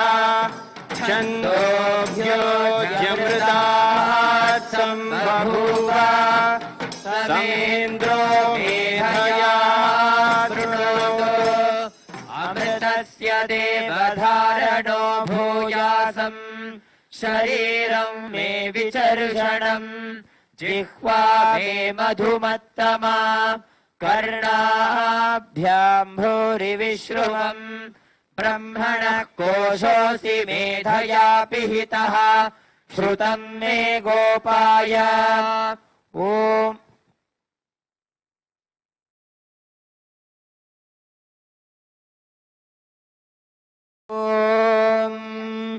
नमो वाचे याचोदिताय चानुदितातस्यै वाचे नमो नमो वाचे नमो वाचस्पतये नमः ऋषिभ्यो मन्त्रकृभ्यो मन्त्रकृभ्यो मामावृषयो मन्त्रकृतो मन्त्रपतय परादुर्मावृषीन् मन्त्रकृतो मन्त्रपतीन् परादां वैश्वदेवीं वाचमुच्चासकुं शिवामदस्तां जुष्टां देवेभ्यः शर्म मेद्यौ शर्म पृथिवी शर्म विश्वमिदं जगत् ॐ शन्नो मित्रशं वरुणः शन्नो भवद्वर्यमां शन्न इन्द्रो बृहस्पतिः शन्नो विष्णुरुक्रमः नमो ब्रह्मणे नमस्ते वायो त्वमेव प्रत्यक्षं ब्रह्मासि त्वमेव प्रत्यक्षं ब्रह्म वदिष्यामि ऋतं वदिष्यामि सत्यं वदिष्यामि तन्मामवतु तद्वक्तारमवतु अवतु माम् अवतु वक्तारम् ॐ Om Shanti Shanti Shanti.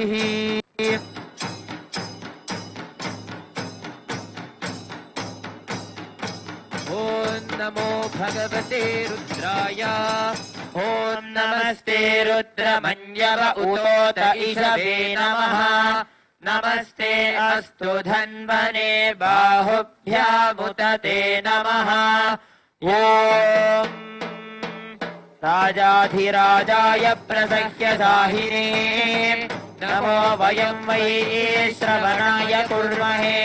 Same Kaman Kamakamaya Bhakyam. Ameshwaro Vai Shravano Dadato. Kuberaya Vai Shravanaya Maharajaya Namaha. Shri Nityanandeshwari Parashakti Sameta Shri Nityanandeshwara Paramashivoham Namaha. Karpura Nirajanam Sandarshayami. Rakshan Dharayami.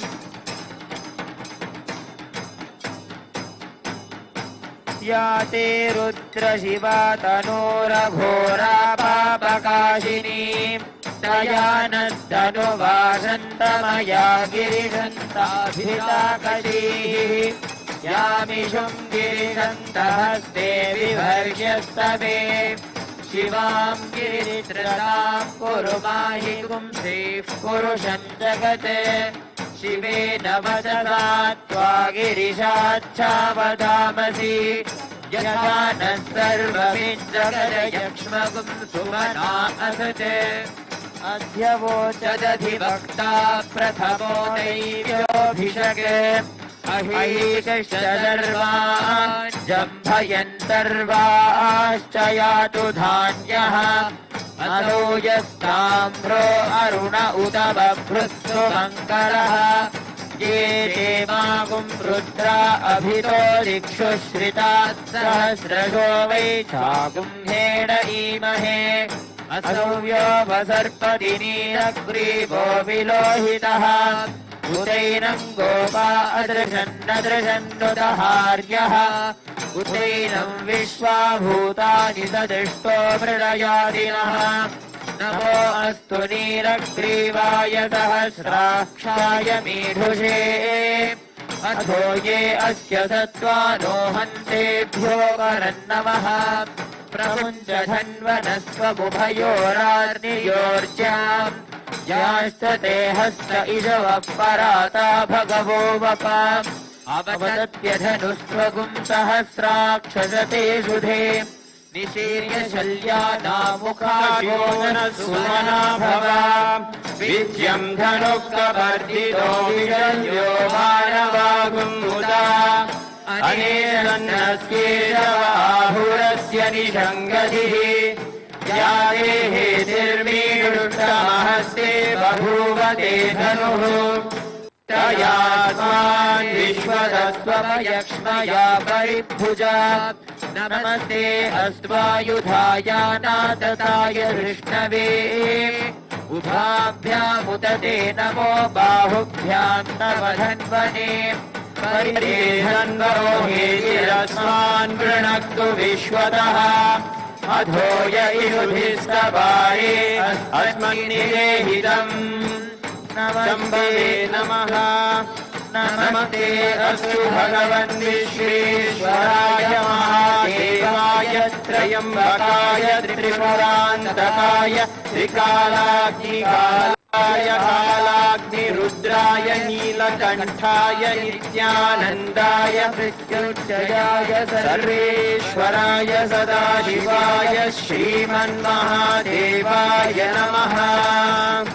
Namo Hiranyavame Senatye Dishat Sapataye. Namo Namo Vrikshebhyo Harikeshebhyo Pashunam Pataye. Namo Namah Saspinjaraya Svijimate Pathinam Pataye. Namo Namo Bhajaya Vidyadinam Pataye. Namo Namo महीराजो वरीये पुष्टानां पतये नमो नमः हेति जगतां पतये नमो नमो रुद्राय तथाविहे क्षेत्राणां पतये नमो नमः सूताय हन्याय वनानां पतये नमो नमो रोहिताय वृक्षाणां पतये नमो नमो मन्दिरे वाणिजाय कक्षाणां पतये नमो नमो भुवन्तरे वायुसृतायोषधीनां पतये नमो नमः उच्चैर्घोषाय क्रन्दयदेवतीनां पतये नमो नमः कृत्स्नवीताय दावते सत्त्वनां पतये नमः नमस्तहमानाय निर्व्याधिनः व्याधिनीनां पतये नमो नमः कुभाय निशिनेस्तेनानां पतये नमो नमः शृङ्गेन इषुधिमते तस्कराणां पतये नमो नमो वञ्चते परिवञ्चते स्थायूनां पतये नमो नमो निचेरवे परिचरायारण्यानां पतये नमो नमः सृकाविभ्यो जिघागुंसभ्यो उष्णतां पतये नमो नमोऽसिमद्भ्यो नक्तञ्चरभ्य प्रकृन्तानां पतये नमो नमः उष्णीषिणे गिरिचराय कुलुञ्चानां पतये नमो नमः इषुमद्भ्यो धन्वाविभ्यश्च वो नमो नमः आतन्वानेभ्यः प्रतिदधानेभ्यश्च वो नमो नमः आयच्छद्भ्यो विसृजद्भ्यश्च वो नमो नमोऽस्यभ्यो विद्यद्भ्यश्च वो नमो नमः आसीनेभ्यश्च शयानेभ्यश्च वो नमो नमः स्वपद्भ्यो जाग्रद्भ्यश्च वो नमो नमः तिष्ठद्भ्यो धावद्भ्यश्च वो नमो नमः सभाभ्यः स्वभावदेभ्यश्च वो नमो नमो अश्वेभ्यो अश्वपतिभ्यश्च वो नमः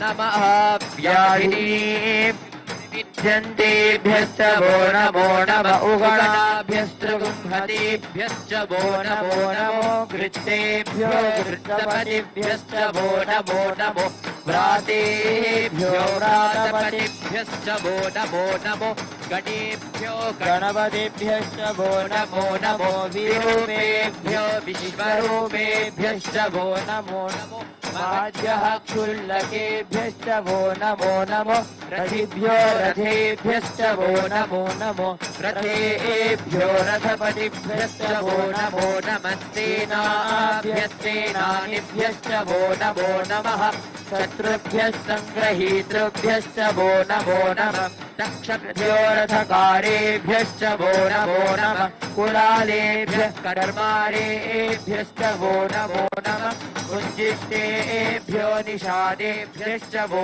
नमो नमः इषकृद्भ्यो धन्वकृद्भ्यश्च वो नमो नमो मृगयुभ्यश्वनिभ्यश्च वो नमो नमः श्वभ्यश्वपतिभ्यश्च वो नमः नमो भवाय च रुद्राय च नमः शर्वाय च पशुपतये च नमो नीलग्रीवाय च शितिकण्ठाय च नमः कपर्दिने च व्युक्तकेशाय च नमः सहस्राक्षाय च शतधन्वने च नमो गिरिशाय च शिविविष्टाय च नमो मीढुष्टमाय चेषुमते च नमो ह्रस्वाय च वामनाय च नमो बृहते च वर्षीयसे च नमो वृद्धाय च संवृध्वने च नमो अग्र्याय च प्रथमाय च नमः आश्रवे च जिराय च नमः शीघ्रियाय च शेभ्याय च नमः ऊर्म्याय च वस्वन्याय च नमः स्रोतस्याय च द्वीप्याय च नमो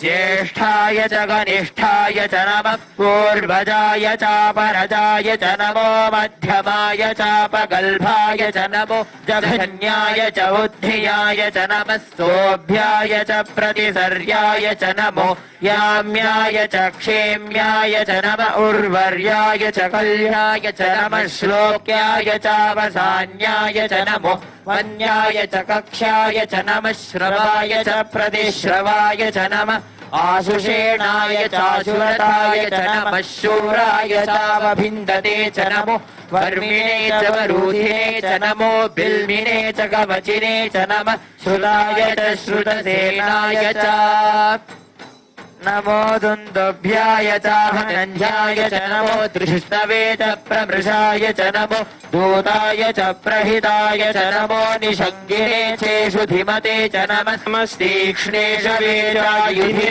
नमः स्वायुधाय च सुधन्वने च नमः श्रुत्याय च पथ्याय च नमः काट्याय च नेप्याय च नमः श्रोत्याय च सरस्याय च नमो नाद्याय च वैशन्ताय च नमः कोप्याय च भट्याय च नमो वर्ष्याय च वर्ष्याय च नमो मेघ्याय च विद्युत्याय च नमः हीध्रियाय च तप्याय च नमो वात्याय च रेश्म्याय च नमो वास्तव्याय च वास्तुपाय च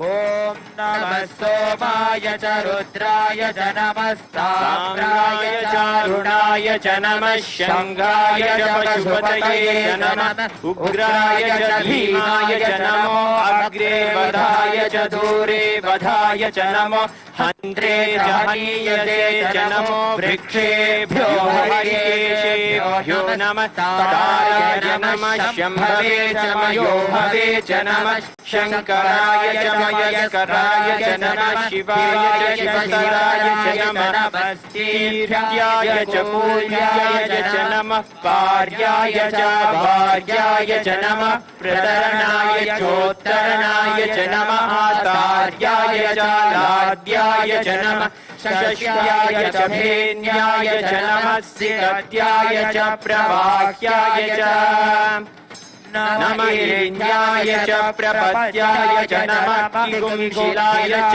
क्षयनाय च नमः कपर्दिने च पुलस्तये च नमो घोष्याय च गृह्याय च नमः सल्याय च गेह्याय च नमः काट्याय च गह्वरेष्ठाय च नमो हृदयाय च वेश्याय च नमः पागुंसव्याय च रजस्याय च नमः शुष्याय च हरित्याय च नमः लोभ्याय चोलभ्याय च नमः ऊर्व्याय च सूर्व्याय च नमः पर्याय च पर्णशाय च नमो वर्णमानाय च भिघ्नते च नमः आखिडते च प्रखिडते च नमो वक्किरिकेभ्यो देवानागं हृदयेभ्यो नमो विक्षीणकेभ्यो नमो विचिन्वत्केभ्यो नमः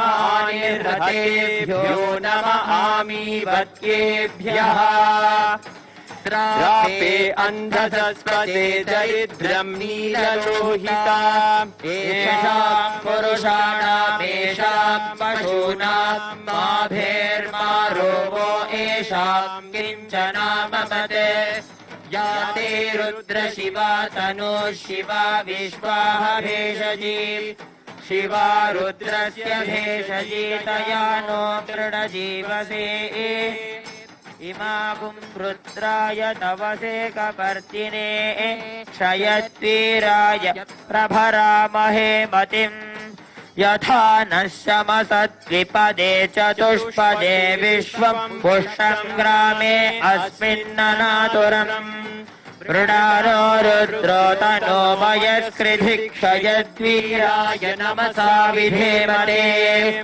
यच्छञ्चयोश्च मनुरायजे पिता तदश्याम तव रुद्रप्रणीतो मानो महात्तमुदमानो अर्भकमान उक्षन्तमुदमान उक्षितम् मानो वधी पितरं मोत मातरं प्रियामानः सनुवो रुद्ररीर्षः मानस्तोके तनयेवान आयुषि मानो गोषु मानो अश्वेषु रीरिषः वीरान्मानो रुद्रभामितो वधीर्हविष्मन्तो नमसा विधेमते आराते गोघ्न उत पूरुषघ्ने क्षयद्वीर नमस्मे ते अस्तु रक्षाचनो अधि च देव ब्रूह्यथा च नः शर्म यच्छद्विबर्हाः स्तु हि श्रुतं गर्तसदयुवानं मृगन्न भीममुपहत्नुमुग्रम्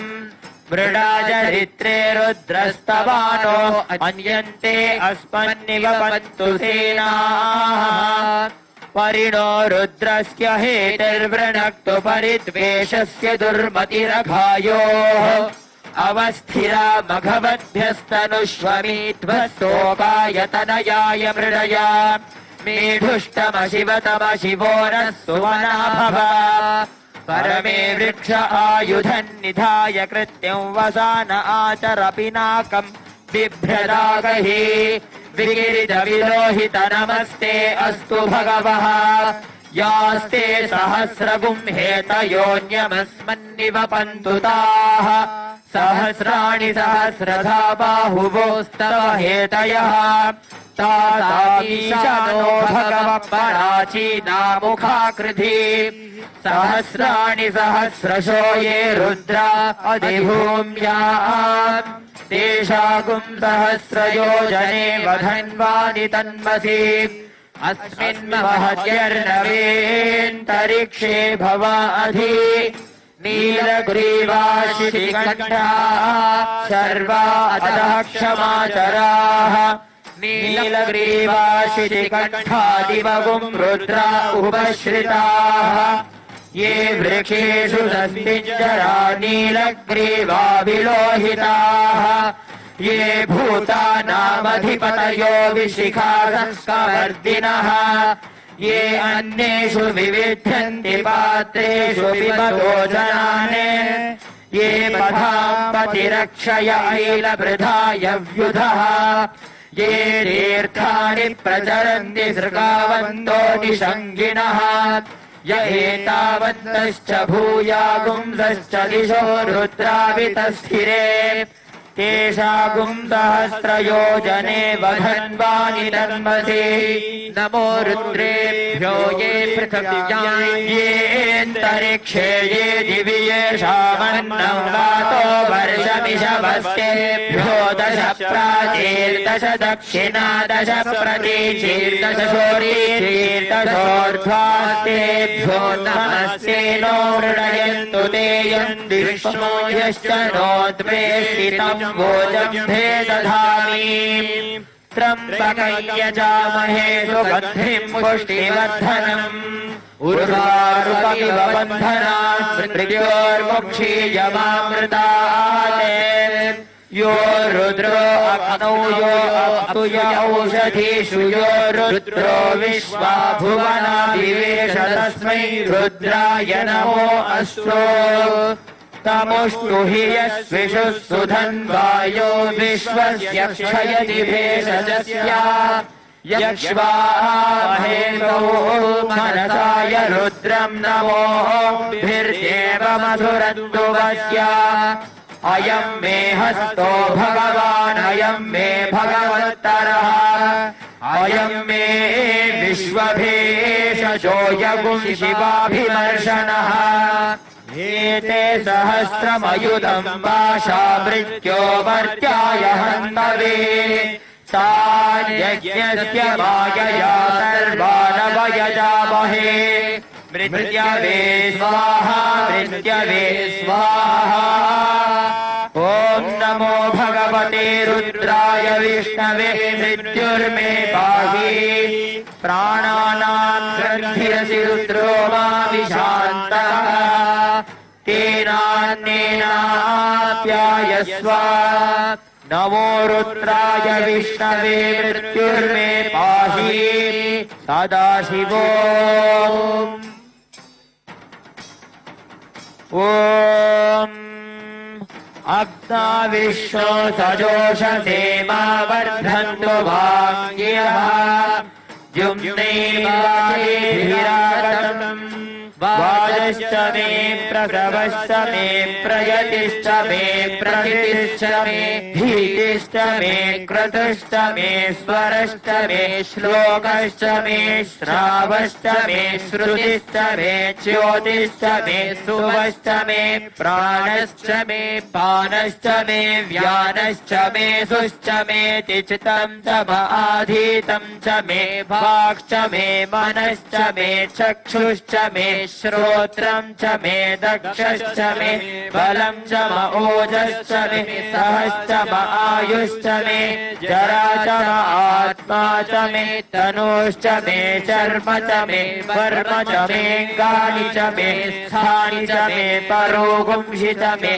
शरीराणि च मे ज्येष्ठं च म आधिपत्यं च मे मन्यश्च मे भामश्च मे मश्च मे भश्च मे देवा च मे महिमा च मे वरिमा च मे प्रतिमा च मे वर्ष्मा च मे द्राघुया च मे वृद्धं च मे वृद्धिश्च मे सत्यं च मे श्रद्धा च मे जगच्च मे धनं च मे वशश्च मे द्विषिश्च मे क्रीडा च मे मोदश्च मे जातं च मे जनिष्यमानं च मे सूक्तं च मे सुकृतं च मे वित्तं च मे वेद्यं च मे भूतं च मे भविष्यच्च मे सुगं च मे सुपतं च मरुद्धं च मरुद्धिश्च मे क्लुप्तं च मे क्लुप्तिश्च मे मदिश्च मे सुमतिश्च मे शञ्च मे मयश्च मे प्रियश्च मे नुकामश्च मे कामश्च मे सोमनसश्च मे भद्रं च मे श्रेयश्च मे वस्यश्च मे यशश्च मे भगश्च मे द्रविणं च मे यन्ता च मे धर्ता च मे क्षेमश्च मे हृदिश्च मे विश्वं च मे महश्च मे संविच्च मे ज्ञात्रं च मे सोश्च मे प्रसोश्च मे सीरं च मे लयश्च मृतं च मे मृतं च मे यक्ष्मं च मे नामयच्च मे दीवादुश्च मे दीर्घायुत्वं च मे नमिन्द्रं च मे भयं च मे सुखं च मे शयनं च मे सुषा च मे सुदिनं च मे ऊर्ज मे सूत्रता च मे पयश्च मे रसश्च मे घृतं च मे मधु च मे सन्धिश्च मे सबीतिश्च मे कृषिश्च मे वृष्टिश्च मे चैत्रं च म औधित्यं च मे रयश्च मे रायश्च मे पुष्टं च मे पुष्टिश्च मे विभु च मे प्रभु च मे बहु च मे भूयश्च मे पूर्णं च मे पूर्णधनं च मे क्षितिश्च मे कोयवाश्च मे नन्द मे क्षुच्च मे व्रीहयश्च मे यवाश्च मे वाचाश्च मे तिलाश्च मे मुद्गाश्च मे खल्वाश्च मे गोधूमाश्च मे मधुराश्च मे प्रियङ्गवश्च मे नवश्च मे श्यामाकाश्च मे नीवाराश्च मे अस्मा च मे मृत्तिका च मे गिरयश्च मे पर्वताश्च मे सिकताश्च मे वनस्पतयश्च मे हिरण्यं च मे यश्च मे शीलं च मे द्रवश्च मे श्यामं च मे लोहं च मे अग्निश्च म आपश्च मे विरुधश्च म औषधयश्च मे कृष्णपच्यं च मे कृष्णपच्यं च मे ग्राम्याश्च मे पशवारण्याश्च यज्ञेन कल्पन्ताम् वित्त मे वित्तं च मे विद्युश्च मे भूतं च मे भूतिश्च मे वसुत मे वसतिश्च मे कर्म च मे शक्तिश्च मे अर्थश्च म एवश्च म इतिश्च मे गतिश्च मे अग्निश्च म इन्द्रश्च मे सोमश्च म इन्द्रश्च मे सविता च म इन्द्रश्च मे सरस्वती च म इन्द्रश्च मे पूषा च म इन्द्रश्च मे बृहस्पतिश्च म इन्द्रश्च मे मित्रश्च म इन्द्रश्च मे वरुणश्च म इन्द्रश्च मे च म इन्द्रश्च मे धाता च म इन्द्रश्च मे विष्णुश्च म इन्द्रश्च मे शिनो च म इन्द्रश्च मे मरुतश्च म इन्द्रश्च मे विश्वे च मे देवा इन्द्रश्च मे पृथिवी च म इन्द्रश्च मेऽन्तरिक्षं च म इन्द्रश्च मे द्यौश्चम इन्द्रश्च मे दिशश्चम इन्द्रश्च मे मूर्धा च इन्द्रश्च मे प्रजापतिश्चम इन्द्रश्च मे अपुंसश्च मे रश्मिश्च मे दाभ्यश्च मे धिपतिश्च उपापुंसश्च मेऽन्तर्यामश्च इन्द्रवायवश्च मे मैत्रावरुणश्च आश्विनश्च मे प्रतिप्रस्थानश्च मे शुक्रश्च मे मन्थे च आग्रयणश्च मे वैश्वदेवश्च मे ध्रुवश्च मे वैश्वानरश्च मरुतग्रहाश्च मे तिग्राह्याश्च मैत्राग्नश्च मे वैश्वदेवश्च मे मरुद्वदीयाश्च मे माहेन्द्रश्च महादित्यश्च मे सावित्रश्च मे सारस्वतश्च मे पौष्णश्च मे पार्थिवतश्च मे हार्योजनश्च मे इत्मश्च मे बर्हिश्च मे वेदिश्च मे धिष्णियाश्च मे शुचश्च मे तपसाश्च मे ग्रावाणश्च मे सर्वश्च उपरवाश्च मे भिषवणे च मे द्रोणकलशश्च मे वायव्यानि च मे भूतभृश्च महाधवनीयश्च महाग्नेयश्च मे हविर्धानञ्च मे गृहाश्च मे सदश्च मे पुरोडाशाश्च मे पठताश्च मे वृद्धश्च मे स्वाकारश्च मे अग्निश्च मे धर्मश्च मेर्कश्च मे सूर्यश्च मे प्राणश्च मे स्वमेधश्च मे पृथिवी च मे दिदिश्च मे दिदिश्च मे द्योश्च मे शक्वरीरङ्कुरयोदिशश्च मे यज्ञेन कल्पन्तामृक्ष मे साम च मे स्तोमश्च मे यजुश्च मे दीक्षा च मे तपश्च मरुतश्च मे व्रतञ्च मे होरात्रयोर्वृष्टा बृहद्रथन्तरे च मे यज्ञेन कल्पेताम्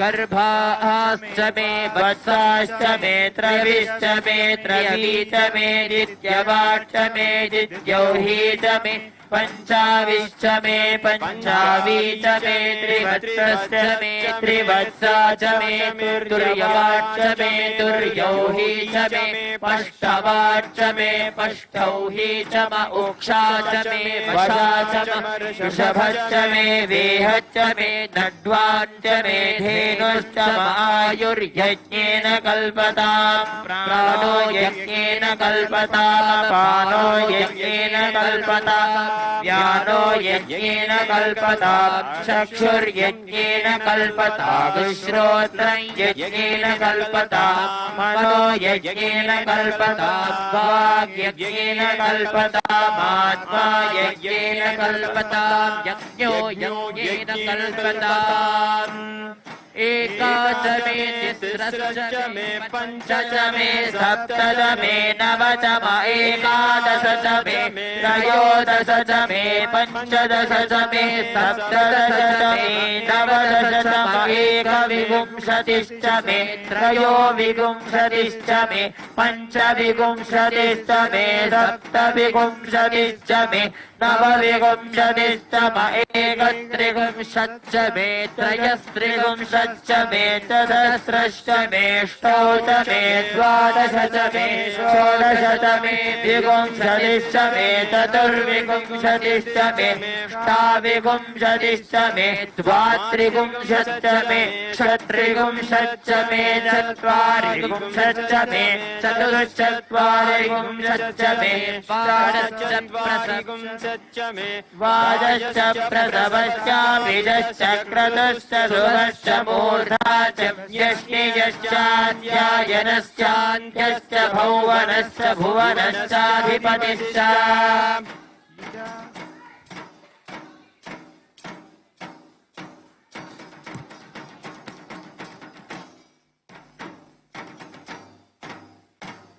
ॐ इडा बहुर्मनुर्यज्ञनिर्बृहस्पतिरुक्तामतानि विश्वे देवासूक्तवाच पृथिवीमातर्मावाहिगुंसीर्मधुमनिष्ये मधुजनिष्ये मधुवक्ष्यामि मधुमनिष्यामि मधुमतीं देवेभ्यो वाचमुख्यासगुं शुश्रूषेण्याः मनुष्येभ्यस्तमा देवा अववन्तु शोभायै पितरोऽनुमदन्तु। ॐ शान्ति शान्ति शान्तिः।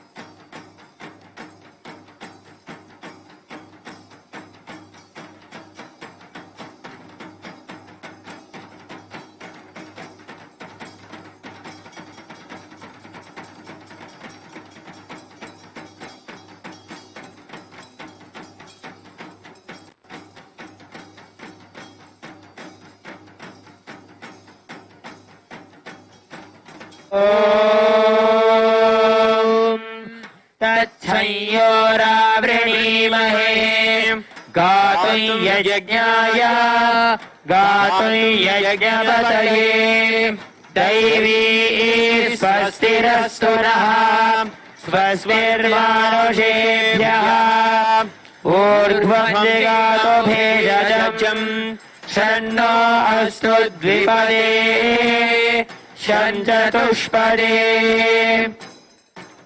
ॐ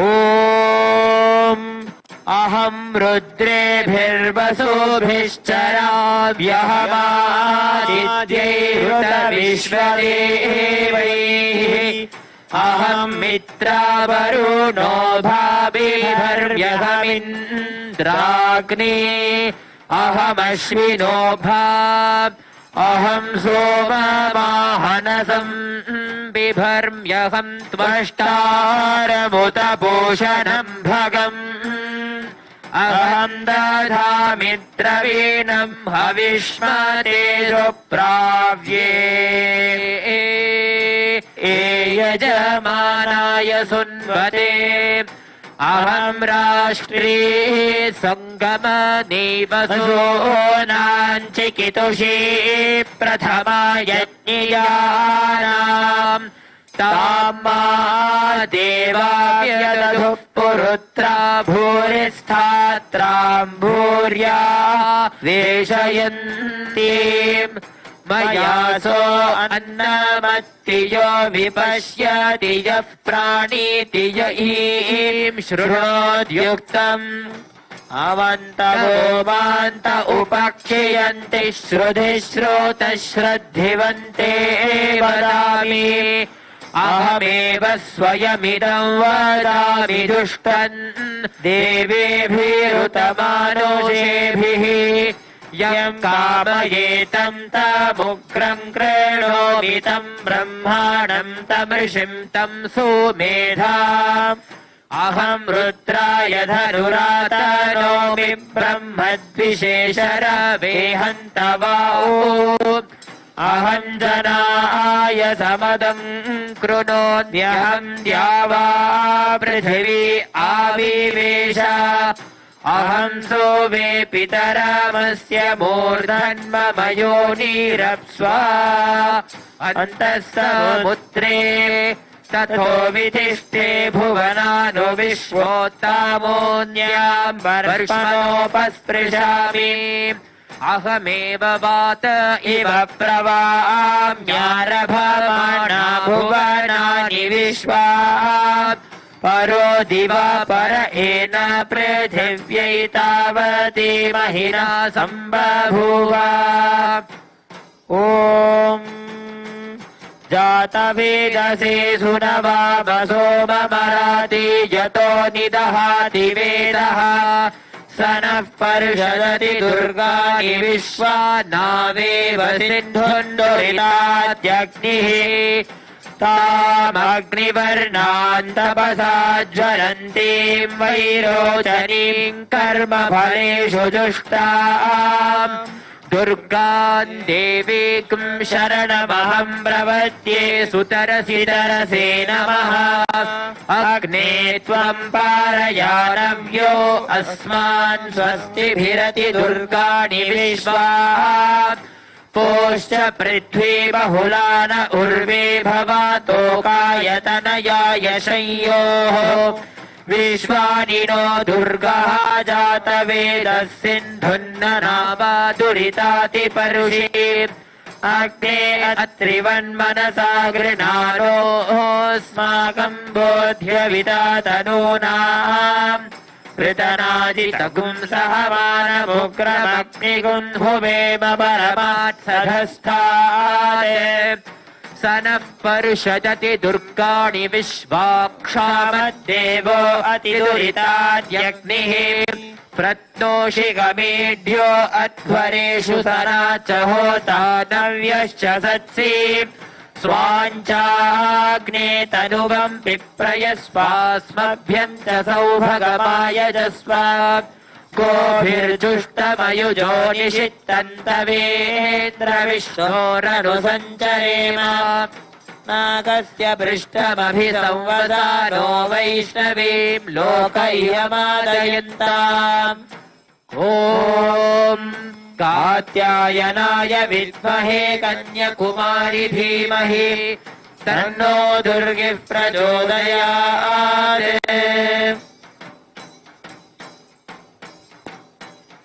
ॐ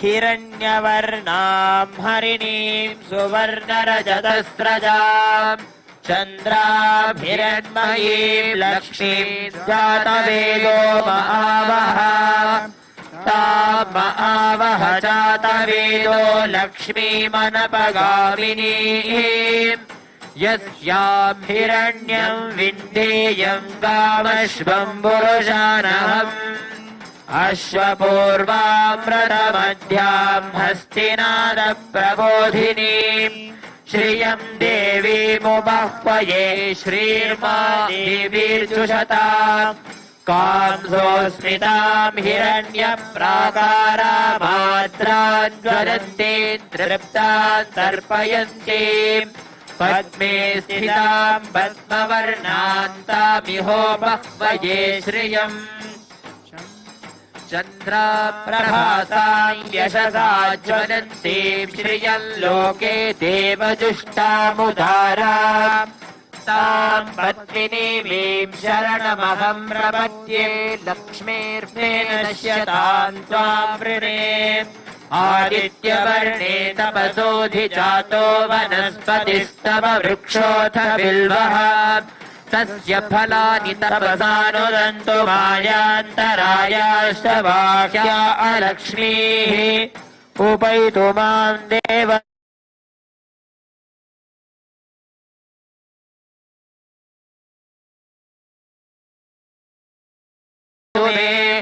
क्षुप्पिपासावलां ज्येष्ठालक्ष्मीराजयाम्यहम् अभूतिमसमृद्धिं च सर्वां निर्वृतमे गृहात् गन्धद्वारान्धुराधर्षान् नित्यपुष्टां करीषिणीम् ईश्वरीं सर्वभूतानान्तामिहोपह्वये श्रियम् मनसः काममाकूतिं वाचः सत्यमशीमहि पशूनां रूपमन्नस्य मयि श्रेश्रयतां यशाः कर्दमेन प्रजा भूता मयि सम्भव कर्दमां श्रियं वासय मे कुले मातरं पद्ममालिनीम् आपसृजन्तु स्निग्धानि चिक्लीतवसमे गृहे निज देवीं मातरगुं श्रियं वासय मे कुले आर्द्रां पुष्करिणीं पुष्टिं पिङ्गलां पद्ममालिनीं चन्द्रां हिरण्मयीं लक्ष्मीं जातवेदो महावः आर्द्रां यःकरिणीं यष्टिं सुवर्णां हेममालिनीं सूर्यां हिरण्मयीं लक्ष्मीं जातवेदो महावः तां महावः जातवेदो लक्ष्मीमनपगामिनीं यस्यां हिरण्यं प्रभूतं गावो दास्योश्वान् विद्येयं पुरुषानहम् ॐ न तत्र सूर्यो भाति न चन्द्रतारकं नेमा विद्युतो भाति कुतोऽयमग्निः तमेव भान्तमनुभाति सर्वं तस्य भासा सर्वमिदं विभाति तन्महेशाय विद्महे वाग्विशुद्धाय धीमहि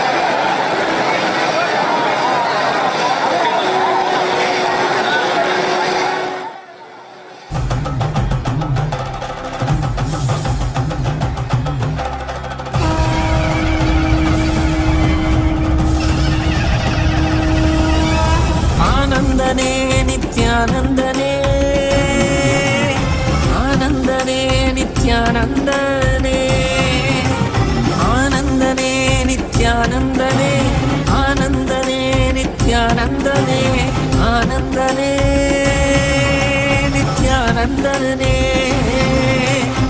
ஆனந்தனே நித்யானந்தனே நித்யானந்தனே நித்யானந்தனே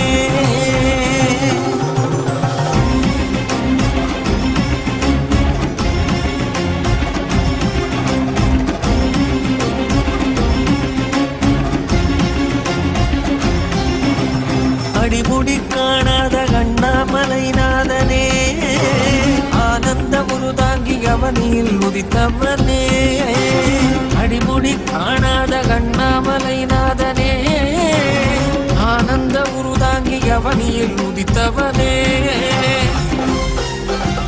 ஜோதிமலை தனிலே சுயமாகி நின்றவனே